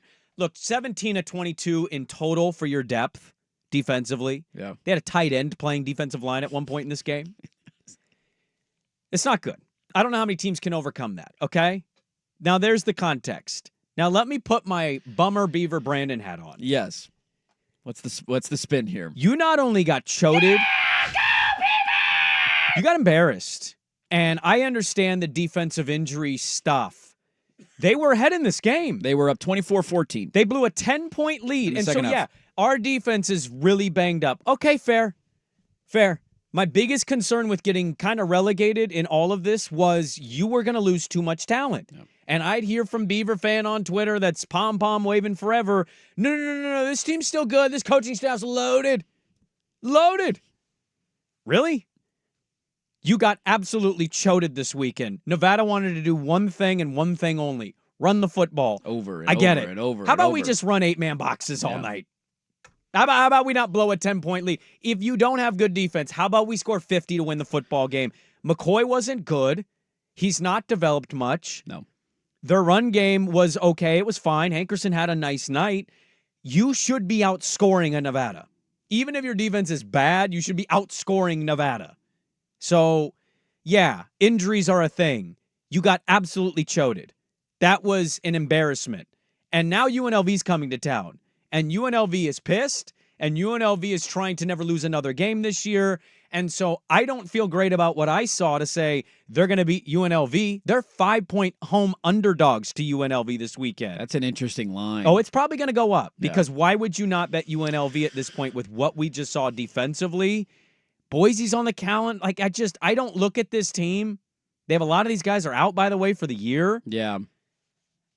It's a disaster to be 7-5 or worse, in my opinion, in this first year of a pseudo Mountain West, and they got choded on Saturday. That was bad. The follow-up question I would have is, how many of those guys are out for the year? How many of them are dinged up and will be back at some point? Because that is an insane number of guys that are injured on the defensive side of the football. Well, Oregon State's also vague like everybody else. They're not going to give you the say details. how long right. these guys are out. I mean, when the second half started, I obviously was not watching this game live because I was down at Autzen, so I finally got a chance to go back and watch it yesterday. Thank God to the YouTube TV old DVR because they record all the games for me.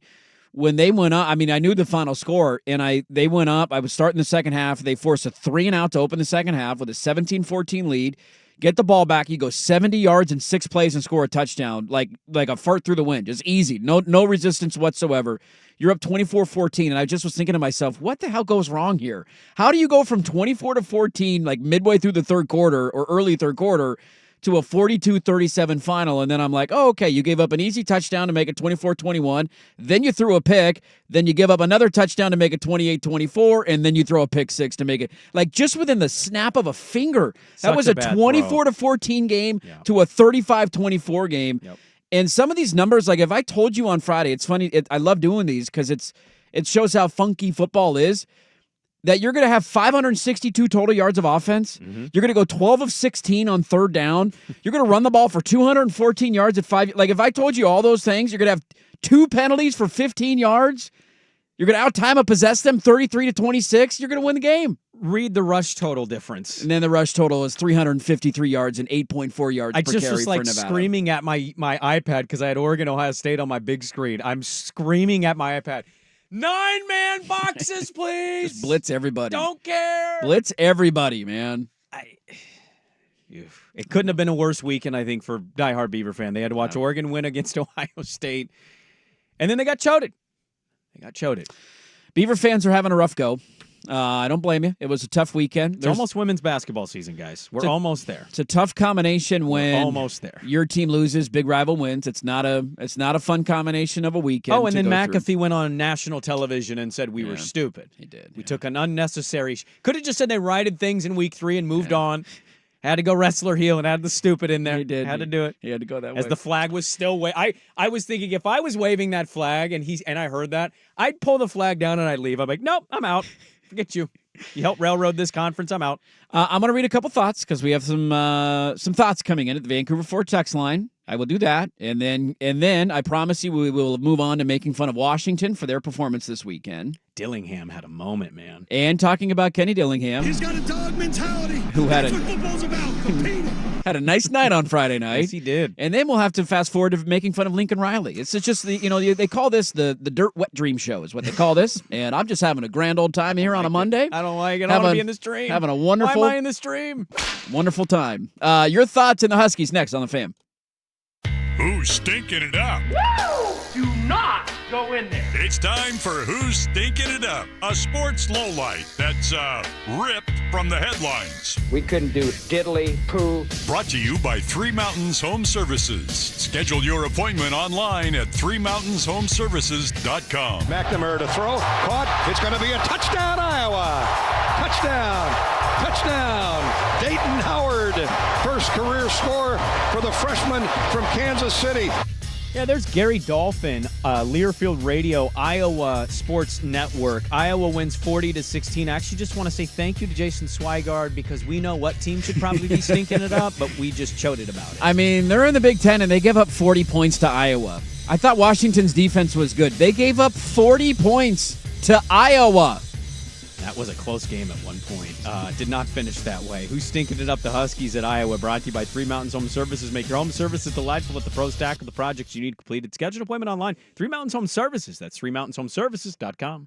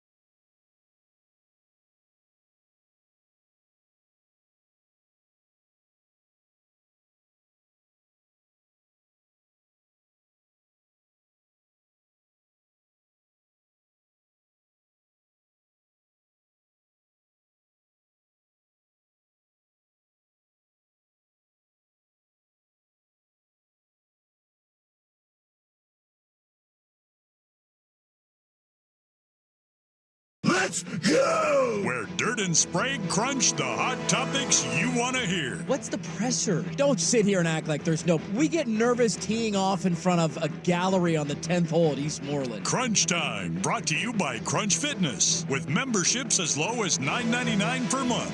Find your Crunch Time in Portland, Vancouver, and online at crunch.com. All right, Crunch Time brought to you by Crunch Fitness. Memberships as low as $9.99 a month. Find your Crunch Time in Portland, Vancouver, online at crunch.com.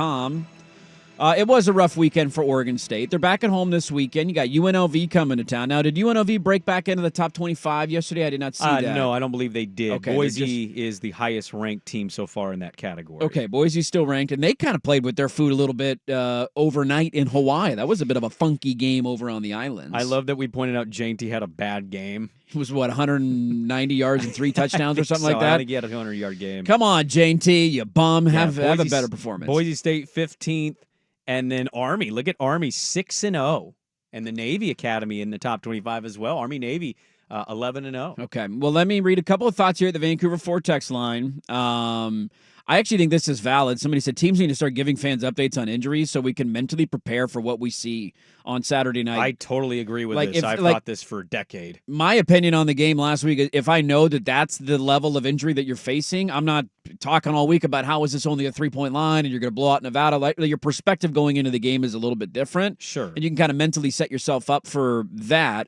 One of our P1s is texting in with some personal stuff that he's going through that I don't want to read over the air, but it's not good, and his family is now connected to the Ducks, but he basically said that Nevada game was so maddening, I don't even know if I need to watch anymore.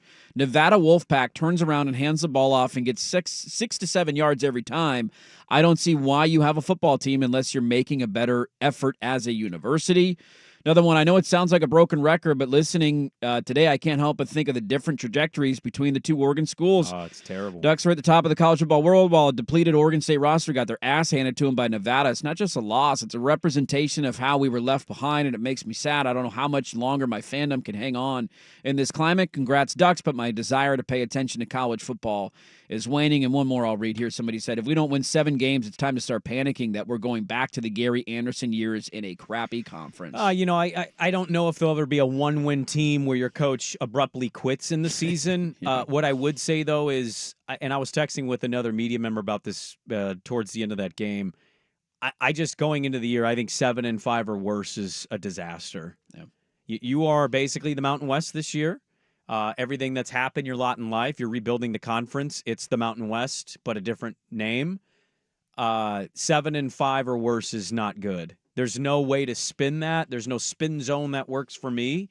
I already think you came into the year with a lot of fans going, well, this sucks. This has been ruined.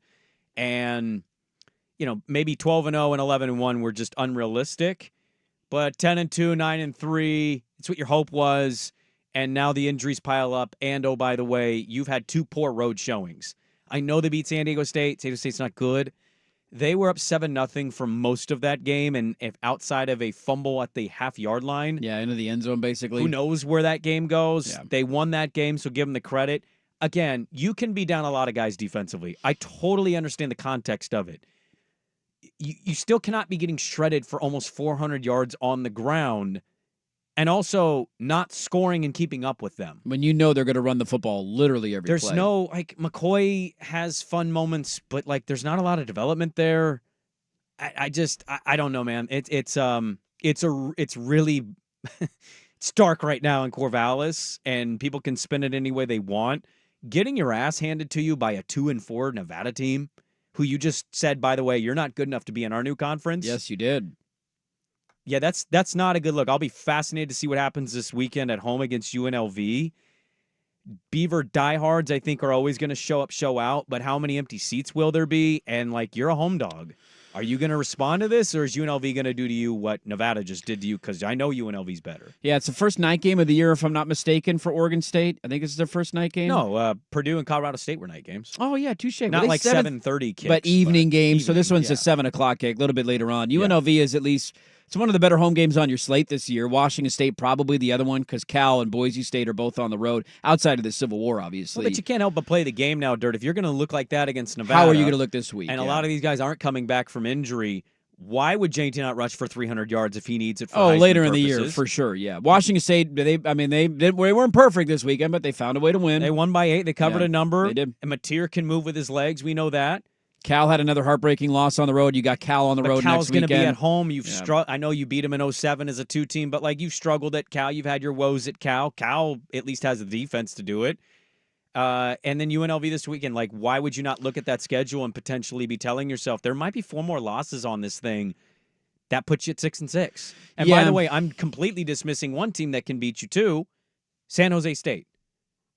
They can sling the rock. They can. So, like, nothing I saw this weekend defensively makes me confident that Oregon State's going to be like some juggernaut that can turn this around. And it's also hard to know because we don't know how many of the guys will be back for this week specifically and what the numbers will look like. There is something weird going on that I should have seen last week and acknowledged, and I didn't do it.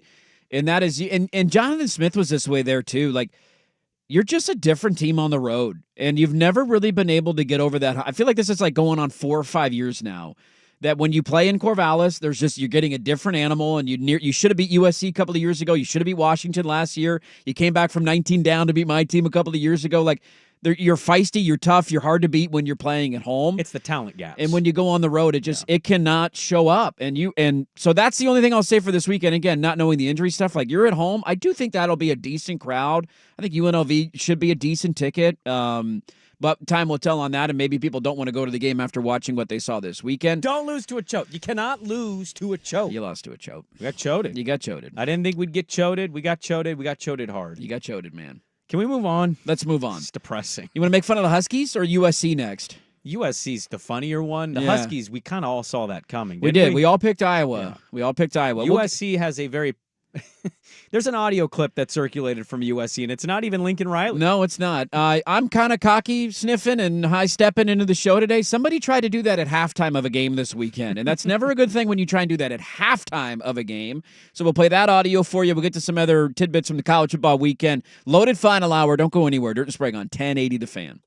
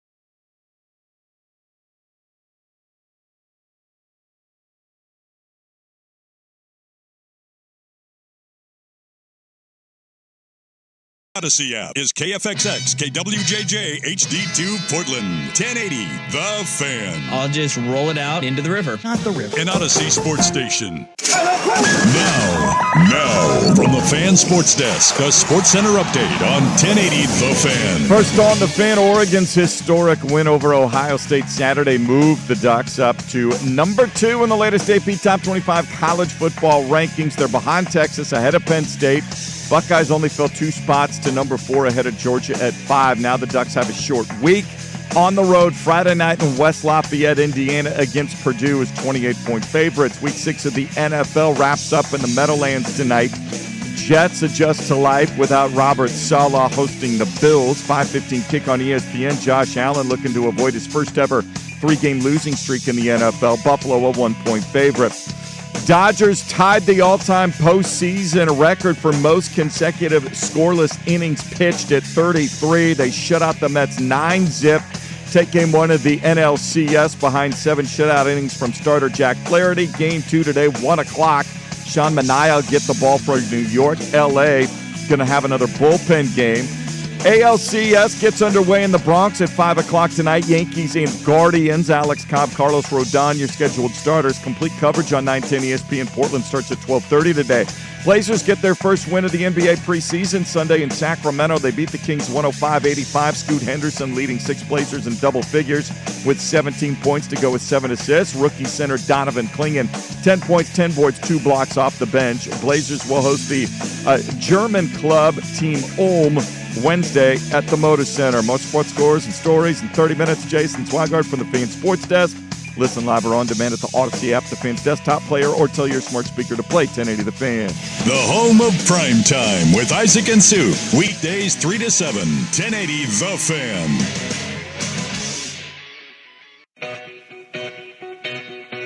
I gotta catch a glimpse of these warlocks. Let's make a move. She's going around the corner. Come on. It's time for Dirt and Sprague. True love is hard to find. Sometimes you think you have true love, and then you catch the early flight home from San Diego, and a couple of nude people jump out of your bathroom blindfolded. With Andy Dirt Johnson and Brendan Sprague. We should date. What? Date. I said we should date sometime. You know, socially. Go out and kick it. Dirt and Sprague on 1080. You're pretty sick, Chubbs. The Fan. Hey, let's do this. Final hour, Dirt and Sprague here on Portland Sports Leader, 1080 The Fan, 99.5 HD2, the Odyssey app, live on YouTube. Thanks for being with us on a Monday. The numbers are awesome right now, and if you're watching on YouTube, why don't you go ahead and subscribe to that channel and like the video while you're there. Well, it's because everybody wanted to tune in to hear me talk about us getting choated. They just wanted to hear a choke chop, and we got our choke chop in last segment. I would like to publicly apologize to Jeff Choate. Jeff, right? To Jeff? Yes. I think it's Jeff. Jeff Choate? Yeah. Nevada? Jeff Choate. Yes, it is Jeff Choate. Jeff Choate, apologies to you. You are a mighty 3-4 Nevada juggernaut who has a great ground game. That's all I want to say. We suck. Well, let's move on to another team. Let's start making fun of somebody else. I'm high stepping today. I'm cocky sniffing. It feels good. I haven't been able to do this in a long time. I famously last year when my team lost in the Pac-12 championship game in heartbreaking fashion had to attend my son's baby shower the next day, which was just wonderful, and then come in and do the show Monday after saying I'm not showing up to work if they lose, and everybody's spending the entire weekend trolling me on social media saying, at least you're going to come to work on Monday, and then I still had to come to work on Monday. But I know that when you're going to go high-stepping and cocky sniffing, you wait till the end of the game to do it. That is a key prerequisite to high-stepping. Somebody out there this weekend tried to do it at halftime because there was a halftime score. And I remember this was going on during the pregame show. I looked at the halftime score. I was like, man, trendy pick all week? Mm-hmm. How about that? Look at this halftime score. It did not end the first half, by the way. Let me tell you, as somebody who had the trendy pick. Yes. Did not end in a way that made you go, oh, my God, they're going to win. It was like, you're not up by, you should be up more. They dominated the first half, and it should be a wider margin. What was it, 20-6 at the half, I think? 20-6, And here was a video from halftime. Some of you guys are going to owe Lincoln Riley an apology. I don't know if these Big Ten teams can handle coming out west, the sunshine, the distractions of L.A. Probably not. Look at the halftime score. I'm at Cosm. Oh, they're in a commercial. Whatever. I don't hold grudges. Apologies accepted. They were out. outscored 24-10 in the second half. The game went to overtime. Lincoln Riley They missed a field goal. Coached his way into a toilet. He was horrendous. Can I just, before I let you go here, because you watched this game live, you got to react to it live. I didn't see it until the next day on YouTube TV, at least the finish of this game. There is a narrative out there that is driving me absolutely nuts, and I need to stick up for, I know this might piss some people off, for our West Coast brethren. McAfee ranted about this on All the Game Day. He talked about this on his show Friday. This has become like this talking point about how Pac-12 teams will adjust to playing in the Big Ten. Are you built to handle the Big Ten? And people keep using USC and their run defense and their lack of physicality as an example of how they can't hang with these big boys in Big Ten football. Can we just stop pretending as if USC has had a great defense and now all of a sudden they can't stop the run or protect the quarterback? They were trucked at the line of scrimmage last year by Pac-12 teams. This is not a Big Ten thing. That was why they were so bad. That's why they were so bad. This is not a Big Ten. You can't hang with the big boys in the Big Ten. No, USC hasn't been able to hang with anybody at the line of scrimmage for a long time. So we just need to stop with that stupid narrative. It's driving me nuts. But Lincoln Riley now only 3 games away from being undefeated. Yeah, they could easily be 6-0. I don't know if you've heard that yet. They're 1-3 in conference play. Look, they got off to a nice start. This looked like the trendy pick. But the way the half ended did not make you feel all that great. Now, I know he would rather this go viral, even if it's to be made fun of, because that's what the world is now. Yeah, it's great for attention. This was hilarious to see this video. By the way, people keep asking. Yes, that was Colin Cowherd. That's Colin Cowherd. He was at a bar watching the game. Probably looked like he might have taken an edible at some. Like he had glasses on, so I think there was. He was a little zooted, and he was having a good time. He was having a good time. We know he's a USC honk. Yes, he is. He doesn't. Said Lincoln Riley's the greatest thing that football has ever seen, and nobody will ever beat him. They did something in this game that I'd never seen in my life. They had the center snap the ball and catch a touchdown pass. Tyler Warren was an absolute unit for Penn State. He was. 17 catches, 224 yards, a 13.2-yard average, and they ran a trick play where he snapped it, they threw it back, and then they threw a long jump-up ball to him, and he caught it. Yeah. This guy was un-effing believable. Aller threw some picks, but Aller was really good when they needed him to be. Late in that game, yeah. They missed a kick in overtime. Look, I'll give you credit here.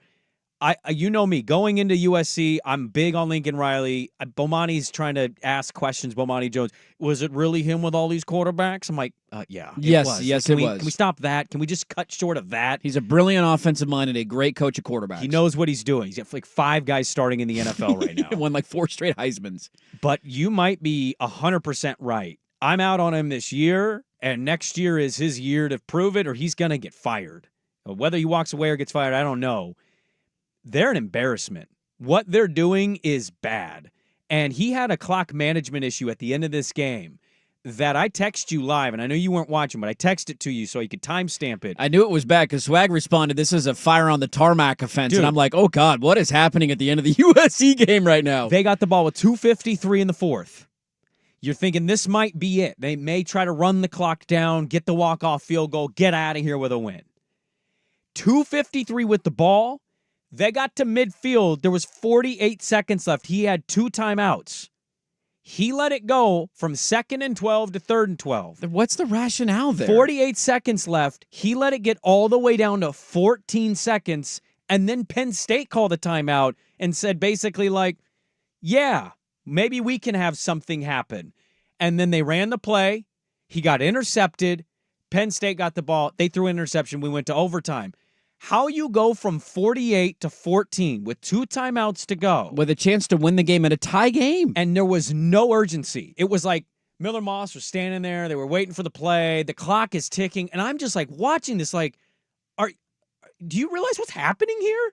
Like, what are you doing? Yeah. So I'm out. This guy has coached his way out of being elite this year. And next year is going to be his pressure cooker if he doesn't leave at the end of the year. He will get fired if he does this again next year. They will fire him and move on. And I can't believe I'm saying that about Lincoln Riley, given what I thought about him going into the year and coming from Oklahoma. I mean, you would think that their next couple of games should be wins at Maryland and home against Rutgers. Like, those should be. They just lost to Minnesota. Wins, but they just lost to Minnesota, and that's totally fair. Minnesota's not great this year. The back end is tough. You go to Seattle, where Washington's a different team at home than they are on the road. Nebraska's good defensively, and they're going to give you a dogfight probably. And then you get Notre Dame at the end of the year, who's probably playing for a an automatic spot into the college football playoff at that point if they're a one-loss team still, or even if they drop another one. They're still going to be in the mix and have a chance to make it. The fact that you're in year 3 with Lincoln Riley and we're talking about like, man, we're just a player or two away here or there, and not from beating the best teams in the country, from beating an incredibly overrated Michigan team who can't throw the football, from beating Minnesota and beating Penn State, who I think we all come away from the weekend saying third fiddle in the Big Ten. They'll get their chance against They're going to have their State at chance. home, They got 2 weeks. Yeah, They get the Buckeyes at home. Third fiddle. But right now, I think we'd all put them number 3 behind Oregon and behind Ohio State in the conference. And so it's not like you're losing to the top teams in the country and you lost to Georgia by a 1-possession game and, oh, God, we were so close. These are bad losses. And the fact that you're in year 3 still doing that, saying we're a player or 2 away, it's not a great look. The recruiting hasn't picked up. Maybe it's an NIL problem. But they just lost a recruit to Oregon again, a 4-star DT. Yeah, the Oregon's recruiting haul from their weekend is going to be insane and something we'll talk about for weeks and months to come. You're going to feel the reverberations of that for probably another 16 to 18 months, to be honest with you. Lanning cited it twice in his presser. He basically said, I got to cut this short. I got to recruit. Yes, they had twice as many 5-stars as they've ever had on campus. And then the game went the way that it went. Oh, I couldn't have asked. I mean, it just was a dream scenario for them. And so they're dominating recruiting on the West Coast, which is what I was told Lincoln Riley would do when he got to USC. Hasn't been the case. And I just have had the opinion for a while, like, nobody questions his offensive acumen. Nobody questions his design, his coaching of quarterbacks. Like, all of that stuff is the best we've maybe ever seen in the sport. What you question is all the other things that come with being a head coach, the culture inside the locker room, the toughness of your team, the way that you recruit, and the things that you make a priority to build your roster from the inside out, not from the outside in. But they have always been a team that builds from the outside in with elite wide receivers and elite quarterbacks and average line of scrimmage play. And when that happens, these are the kind of losses that you're going to take. They've regressed at quarterback because you have to, from Caleb Williams, one of the best we've ever seen. Miller Moss isn't terrible. This but kid's not starting in the NFL. He ain't Caleb Williams. We know that. And so you've regressed on the outside, and you haven't improved where you needed to improve on the inside. I mean, you're headed for a 7-5 year again, likely in year 3, maybe 6-6. That is a disaster for Lincoln Riley. I know we'll mention Washington, but like with this realignment stuff, I'm with you. This narrative that like some teams are going to have to adjust. I mean, there was no adjustment. USC has been bad against anybody. Sucked last year. Oregon, I always thought the narrative was dumb that Oregon's they're going to figure out what Big Ten football is like. He's like, they beat most of your Big Ten teams last year, too. But, scared of all these 1984 offenses. And even Washington. I know Washington got drubbed this weekend at Iowa. They just beat Michigan at home. You mentioned it, at home they're such a different team. So it's not that these teams can't compete, but, man, the clock management thing at the end, how you just don't pay attention to what's happening there with 2 timeouts? 2 timeouts, chance to win the game and in you regulation. Let 30 seconds run off and then the you throw clock. a pick on the drive. It's ridiculous. End up throwing a pick with a couple of seconds left. And then you lose, and then you miss a field goal in overtime. Just an inexcusable loss at home in a game that they had control of at halftime. Colin Cowherd was feeling good. I'm sure he will criticize Lincoln Riley today. Let's get to some other notes from the college football weekend. We had Kenny Dillingham with a moment on Friday night. Boy, they're having a season. They're 1 win away from bowl eligibility. Who the hell's going to win the Big 12? Let's keep asking that question every week. Colorado-Kansas State game was wild. Came down to the wire. Yeah. Kansas State eked it out, but Colorado had a night. Shador was amazing again on Saturday night. Like 4th down and 5, and we're throwing fades. Yeah, that was bad. He made that decision before he ran the play. He did. He definitely did. Surprised they didn't get a flag at home on that one pass down the sideline late. I was too, actually. I was waiting for it. I'm glad they didn't throw it. But I was surprised they didn't get it. I'm surprised they didn't get it. Yeah. That very easily could have been pass interference. There was enough contact. Yes. I love my wife. She's never watched football with me, okay? Ever. She doesn't know anything about football. She has taken an interest, and she is starting to watch these games. And she says to me, "Oh, are you watching a game from earlier that you missed?" I said, "No, this is live." Football's right now? Yeah, it's still going. I said, "Yeah, they're playing in Colorado right now. Yeah. This is live." Yeah, it's still going. No. Yeah. Big 12 after dark. Wow, it's late. I said, "Yep, this is kind of the weird world that college football puts us in." This pissed me off, man. We got that on Friday. They dropped that in the ASU-Utah game. Hey, Big 12 after dark. They said that. Mark Jones said that on the Colorado and Kansas State broadcast. Wow. What does he say? Big 12 after party, or is he trying to come up with a new stupid name for it? Shut up. Would you shut up? It's like Gus Johnson, Marcus, the Maserati. Maserati Mariota. No, Gus, nobody's calling him that. No, that's a you thing, buddy. That's a you thing. Let's get to the rest of the weekend. The moment on Friday night, the Huskies getting drubbed on the road. Try and put a bow on everything else that happened in college football this weekend. We'll do it next on The Fan. It's time for a sports injury report. The injuries and rehab that impact the success of sports teams. Brought to you by Rock Orthopedic.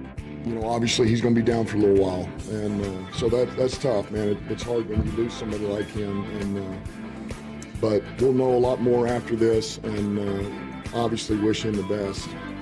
This is one of the worst you'll ever see. That is Dan Campbell after the game. They trolled the Cowboys. They kept calling trick plays to offensive linemen up by 40 in the fourth quarter, and I was laughing at home, but I saw an image of the Aiden Hutchinson injury. It's one you don't want to see, and he's going to be out for a long time. Just an awful injury. I didn't want to watch the replay, and instantly I became that guy again. Oh, there goes my fantasy team. I also had a ticket on him to Depoy. He was the favorite for Defensive Player of the Year. Devastating injury, though, and it's just brutal to see what happens with the Lions without him. Sports Injury Report presented by Rock Orthopedic, board-certified specialists who diagnose and treat the widest range of orthopedic cases with care and expertise. To schedule an appointment with Dr. David Huberty, visit rocpdx.com. Ducks Game Day Secret Score.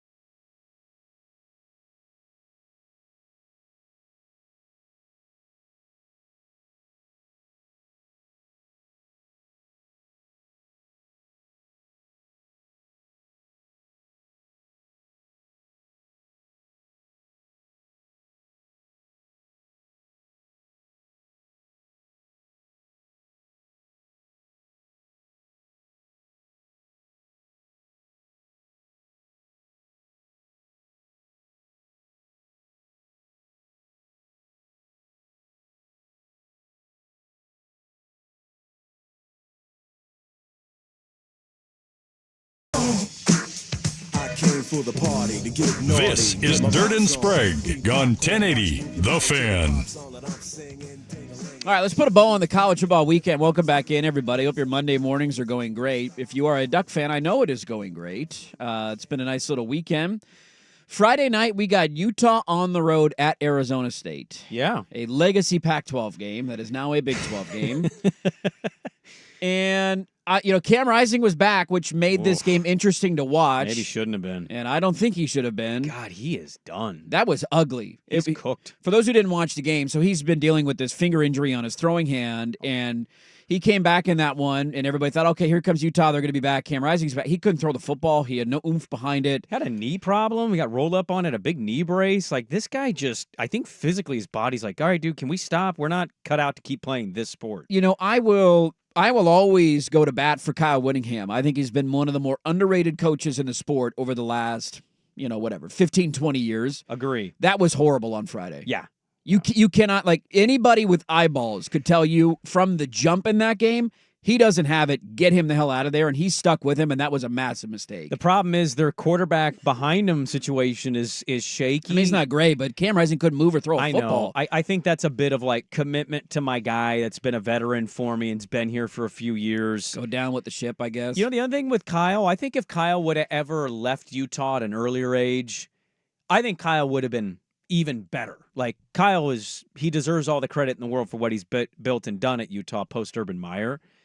He does tend to have like 2 games, and maybe it's 3 or 4 this year with Utah because they didn't look that great. They're 1-2 in conference play now. He just has a couple games. You go, was your team ready? Yeah. And not that ASU isn't deserving of all the love and credit.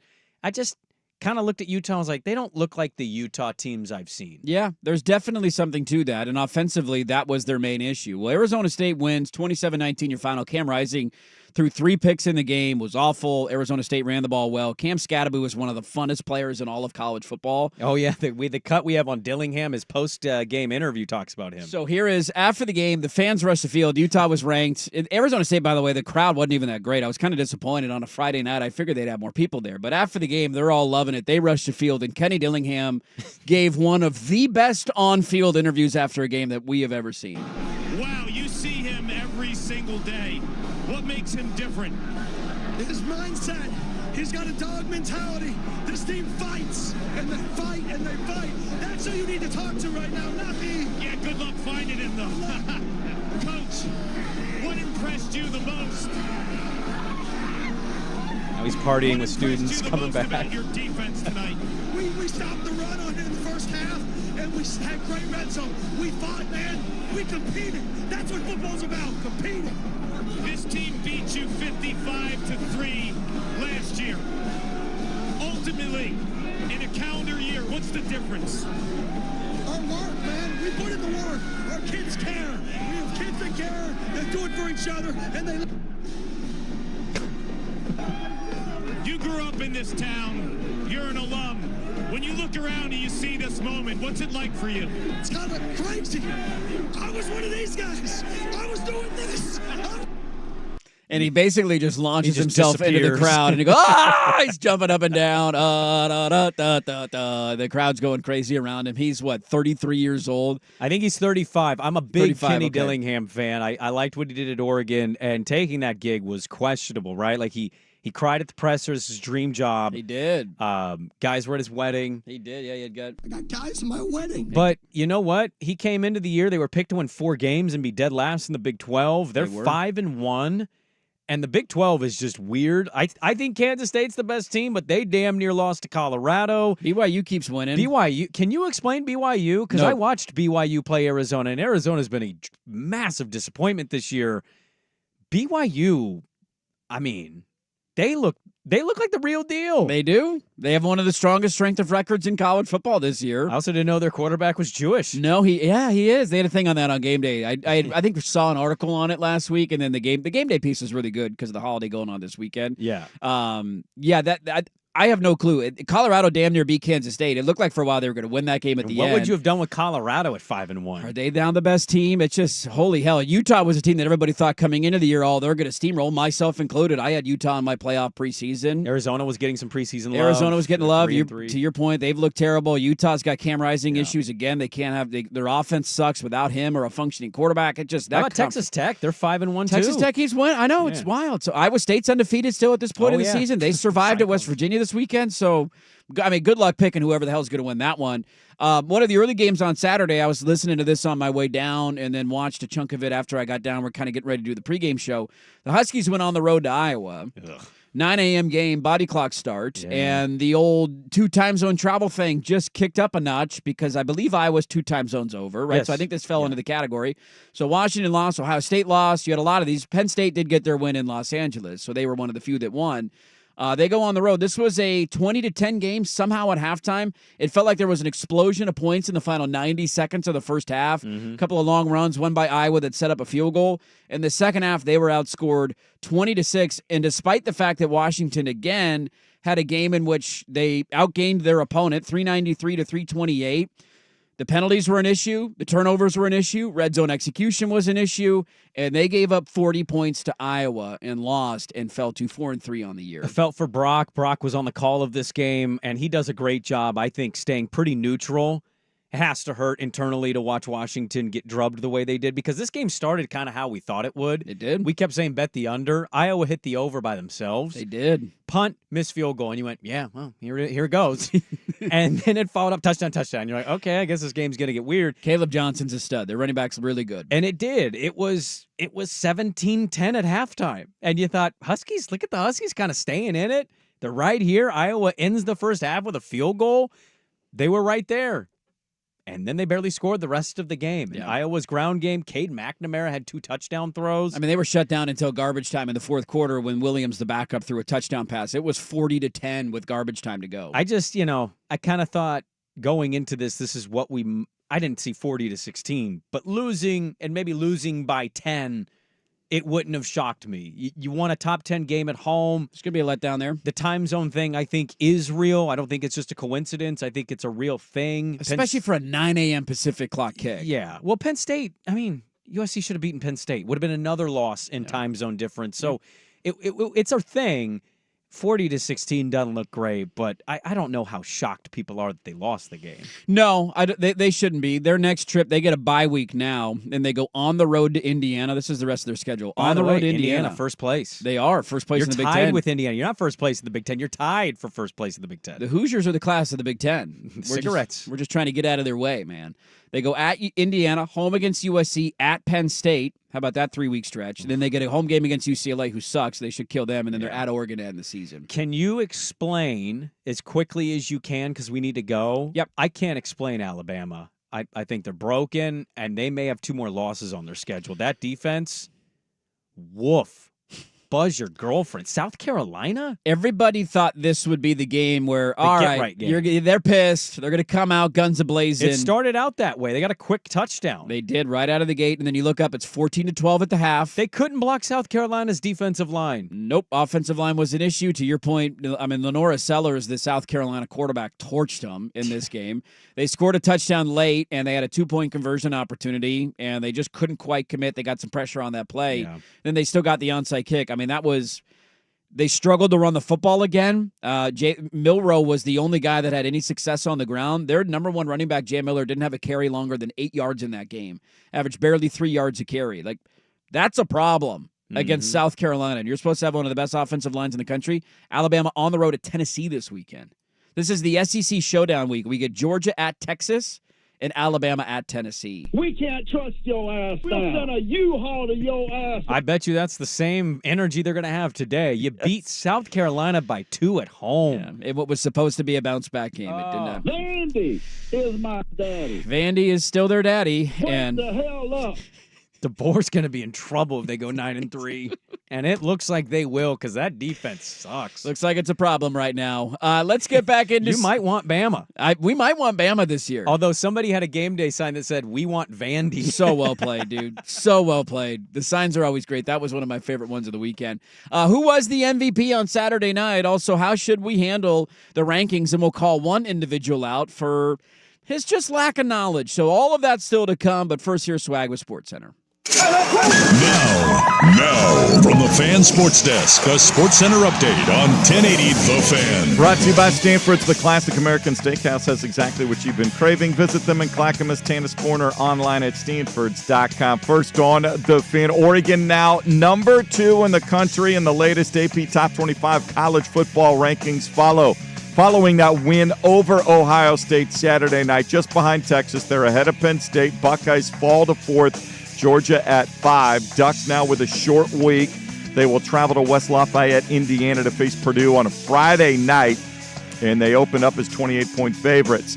Week 6 of the NFL schedule wraps up tonight in the swamp of Jersey. Jets begin life following the firing of Robert Saleh by hosting the Bills for a 5:15 kick. It's on ESPN and ABC. Josh Allen trying to avoid his first ever 3-game losing streak as a starter in the NFL. Buffalo favored by 1. An LCS doubleheader today. First up, 1 o'clock. The Dodgers coming off 3 straight shutouts will take their 1-0 lead over the Mets into a 1 p.m. first pitch. Sean Manaea gets the ball for the Mets. LA expected to have another bullpen game.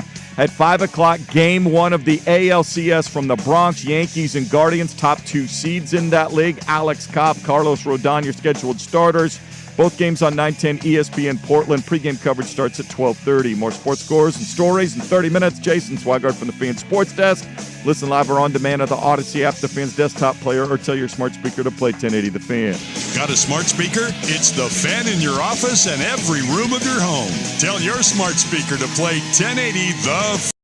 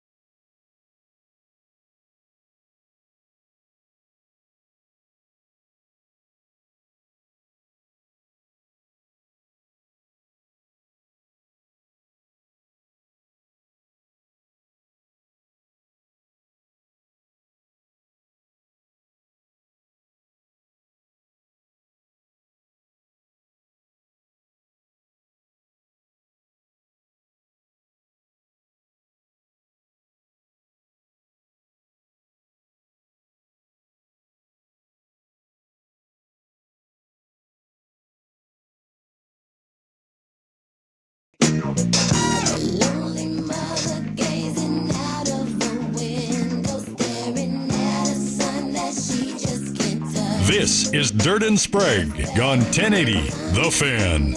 All right, welcome back in. Everybody's emotional today. Some happy, some sad. It's been an interesting Monday show. Are those happy tissues or sad tissues? Oh, my tissues are happy tissues. I got choated so hard. You guys got sad tissues. Husky fans have sad tissues. USC fans sad tissues. Yeah, I mean, look, you don't want to lose 40-16.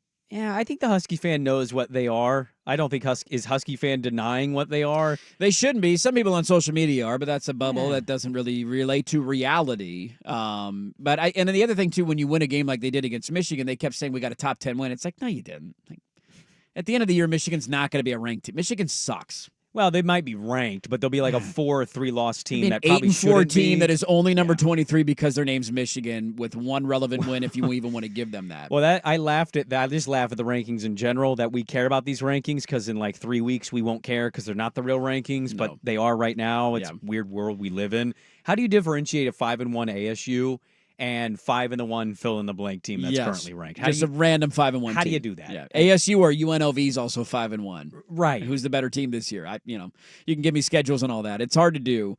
You put up a poll question on Saturday after the game asking, is Oregon the number 1 team in college football? That's got a lot of votes and a lot of responses. It ended up being 60% no, they are not the number 1 team in college football.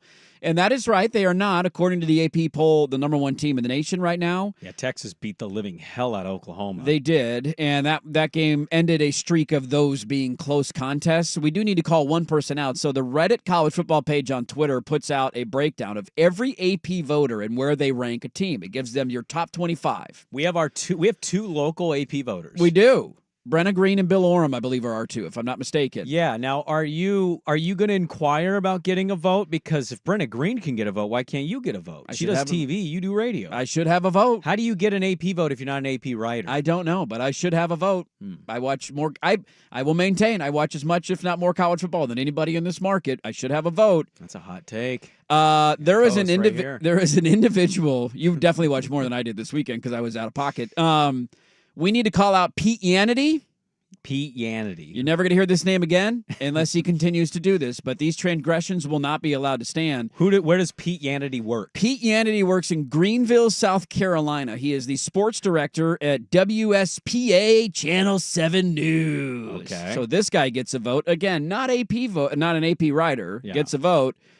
He voted Penn State ahead of Oregon. Well, road win, West Coast, different time zone. You guys just took care of home field advantage. Come on, that's an obvious vote, right? A bunch down of Duck 20-6, come back, win in overtime. Impressive. A bunch of Duck fans jumped into his mentions and were basically like, "Explain yourself, Pete." And he only responded to 1 or 2 of them. And he said that, hey, they went on the road. Both wins impressive, but this one was on the road. And everybody just said, did you even watch the game? It's okay to acknowledge you didn't watch. Did you watch the game? How do you not watch that game? How do you not watch that game? That was the game of the weekend. And if you did watch that game, how do you not? Anyway, so we'll continue to call those people out. All right, Pete Yanity, you're on the hot seat now. He's on our S list right now. I got my eyes on you, Pete Yanity, for whoever you vote for next weekend. I'm going to keep a track of that. Who gets the game ball for Saturday's win? Dylan Gabriel, the defensive line, Evan Stewart, or the offensive line? I think you can make such a good case for all of those. Gabriel's the quarterback, so people want to vote quarterback.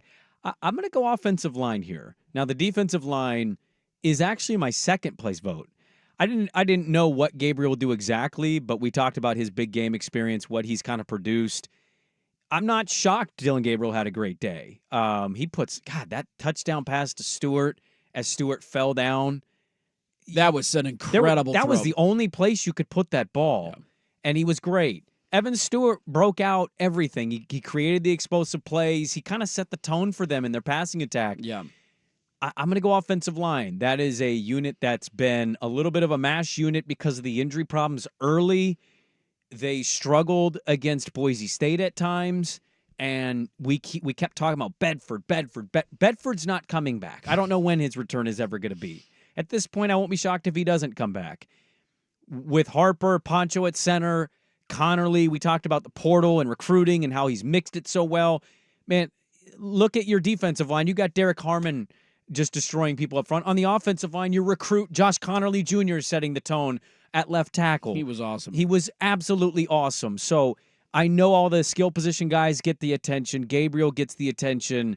I'm giving the game ball to my offensive line. Sawyer and JT Tuimalau, yeah. You largely didn't hear their names. Sawyer, I didn't hear at all. The offensive line was great. Jordan James had some good holes. Pass protection was good. I'm giving the game ball to the Uglies up front. I thought what they did in setting the tone for that offense was impressive on top of, slowing and stopping that defensive pass rush. Yeah, you can go vote on that one at Dirt and Sprague. It's up right now. The offensive line is winning currently, 39% of the vote. It's hard to disagree with that. You used a word earlier in the show that I think kind of sums up how a lot of Duck fans have been feeling for 48 hours, and that's just validation. Validation of everything that you've done to get to this point. It was also validation for things that we were saying 2 months ago, or I was saying 2 months ago about this team. There was a serious belief coming into the year that this is the most talented, if not one of the most talented Oregon teams that we have ever seen. And then you saw examples the first 2 weeks where it made you question everything you know about the sport of football. Like, I feel like I know a lot about this sport. And then you're in a 17-14 dogfight with Idaho, and I'm like, do I know anything about this sport? How is this possible? And then you're lucky to beat Boise State, and that could have gone either way, back and forth game, dumb turnovers, dumb penalties, it all piles up. Like, it made me question everything because I looked at the roster, and it just did not compute in my brain what my eyeballs were seeing. And there was at least that, it's slowly built, but it's, no offense to Oregon State, UCLA, or Michigan State, but those aren't the level of competition that you're going to be judged by at the end of the year. These are the kind of games and these are the kind of opponents that you're judged by. And there was a bit of internal validation of like, okay, I wasn't that crazy. This is a really good team. Now, how far do they go? I don't know. It's hard to win a championship. It's going to be incredibly difficult to win a Big Ten title because I think you're probably going to face Ohio State if you get to that game. Mm-hmm. And it's hard to beat a team twice in a year. The same stuff we said about Washington and Oregon last year, and they were able to get it done. But just a validation of like, dude, this is a great team. They are talented across the board. The weaknesses that I thought existed, especially on the offensive line, were not a problem to the point that you were just mentioning of them being the MVP of the game. So all of that has kind of come together. And now we get to see this fun ride of you can hang with anybody in the country. Let's see how far you can take this. So in a way, too, going into it, it felt like the narrative was 2 head coaches against 1. It definitely did. And Chip Kelly left a head coaching vacancy to be an OC for a guy that he coached once upon a time, and Day's got all the talent in the world. I want to also give consideration here because you can't give more than 4 options on a Twitter poll question. Taj Lapoy. Look, I do think Dan Lanning sits in a lot of those defensive meetings and gives his perspective, but he also seems to give Lapoy a lot of the credit for what the staff comes up with defensively. And that guy's reputation has largely in college football been a recruiter. Good recruiter. That's kind of all he's been known as. And I'm sure he's still a great recruiter, but he's also been the DC. And so, yes, is Lanning also a defensive guy? Yeah. But Lapoy deserves a lot of credit for this, man. What they were able to do defensively, and this is such a slim margin game that comes down to maybe a half second get down earlier for a game-winning kick. But even though they scored 31, Lapoy and what he was able to do, like defensively, they made Ohio State play a different game. You telling me Chip Kelly didn't want to give Travion Henderson more than 10 carries? Right. Come on, man, 140 yards on the ground. What Oregon did defensively, I thought they kind of pushed Ohio State out of how they wanted to win the game. Ohio State still had a chance to win, but I thought what they did defensively, they pushed Ohio State out of how they wanted to win, and they put them in an uncomfortable spot. And maybe this has something to do with it. Maybe we're just reading into it as football fans. But the whole Oregon has played in close games and pucker factors existed. I don't know. Maybe that also played a little bit of a role in what happened Saturday because Ohio State has not been in a game largely all year. No. And they made some bone coaching. Like, what are you doing losing 12 seconds on the play clock? It's different when the lights are that bright and the clock's running down. Not knowing to get down because you have 6 seconds. I mean, those are little things that maybe correct themselves in a Big Ten title game rematch. But Oregon was at least familiar with what it was like to be in a dogfight. They definitely were. I was thinking that last week, but it's hard when the opponents are Idaho and Boise State. Boise State's a good team. I shouldn't take that away from them. Idaho, more importantly. Yeah, Boise might end up making the playoffs. They very well could. They look the part. As long as Genty stays healthy, I'm going to pick them to win the rest of their games. But I kept thinking that last week of, it was the reverse last year for Oregon, where they were so talented and so well oiled that they didn't play any close games. Mm-hmm. And I remember going into the Pac-12 title game in the back of my mind thinking, that could end up being a benefit. Like, Washington's they know how to win these games. They know how to make these plays. It's dumb. It doesn't make sense. But they've been battle tested in that regard. And maybe they're more ready if the game comes down to the wire. This one came down to the wire. Ohio State made massive mistakes, clock management, not calling a timeout, not getting down in time. Like, those are the kind of things that you can stress and go over a million times a week leading up to it. It is completely different when there are 60,000 people watching, screaming their face off. The clock's ticking down. There's 10, 15 million people watching at home. All the eyes of the sport are on you, and you got to function on a high level. And it's totally different than working it in practice on a Tuesday of saying, make sure you go down or make sure you call a timeout. They flubbed the final drive, and Oregon was the beneficiary. And by the way, they got a 4-star kid last night. This morning, they landed a 2026 defensive line commit that just decommitted from USC last night. Yes. There is one of the recruiting guys, Hayes Fawcett, who does the graphics for all the players and stuff, was basically told after the game he's making graphics already for a bunch of commits that they have that just haven't publicly committed yet. So they've landed 2 of the top 2026 defensive line. The recruiting scene on the sideline prior to the game was nuts. There was a kid that's committed to Ohio State, but he was the number one visiting, corner right? in the country is committed to Ohio State. What a night for them to lose and to celebrate in Eugene. He's never seen an Ohio State game, and I don't believe he's been on his official visit to Ohio State yet, so that was his first official visit of the year. Have you seen He Got Game with Jesus Shuttlesworth when he goes and visits? He's having a good time. He had a good time Saturday night. I think a lot of them had a good time Saturday night. Some final thoughts on this. You mentioned some of the numbers behind what Ohio State did. I want to revisit that a little bit. We'll answer the poll questions, get you set for Monday Night Football. Wrap it up next on The Fan.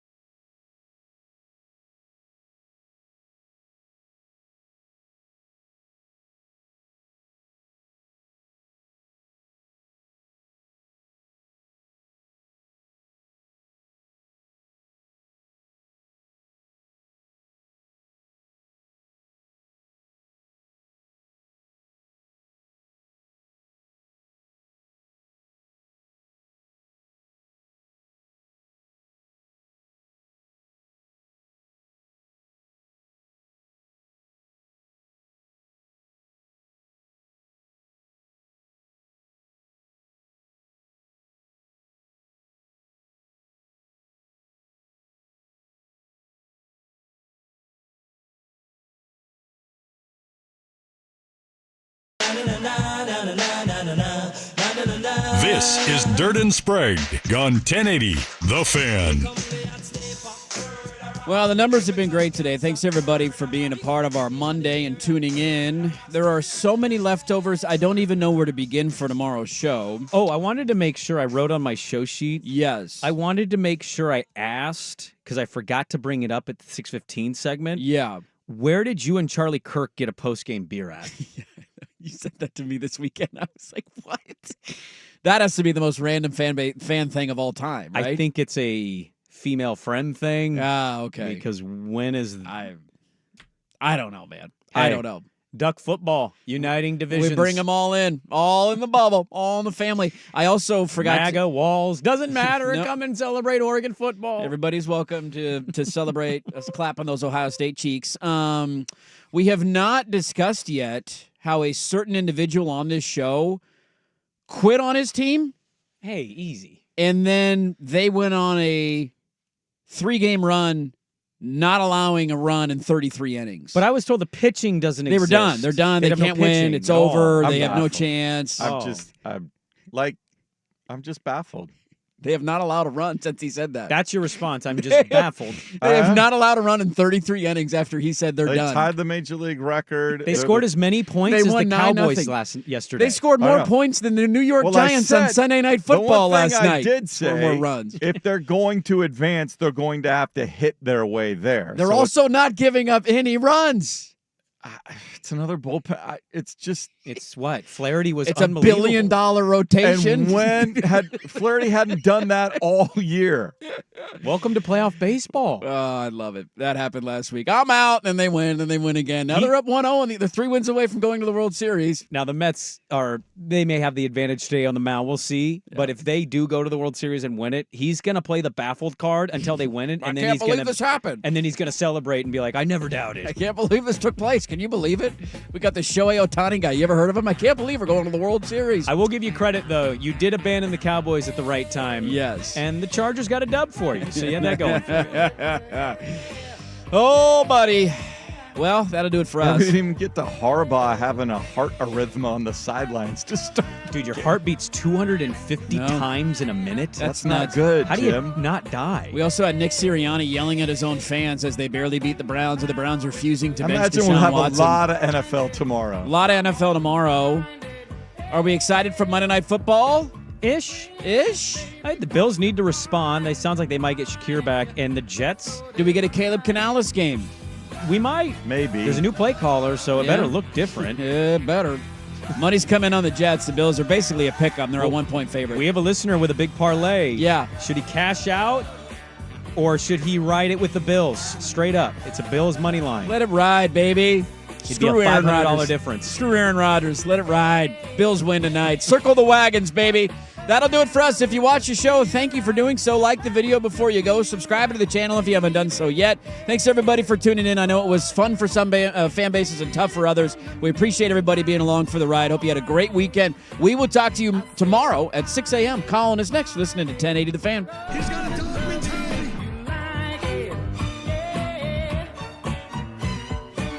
Hola, amigos. Brett is here to help you beat the books with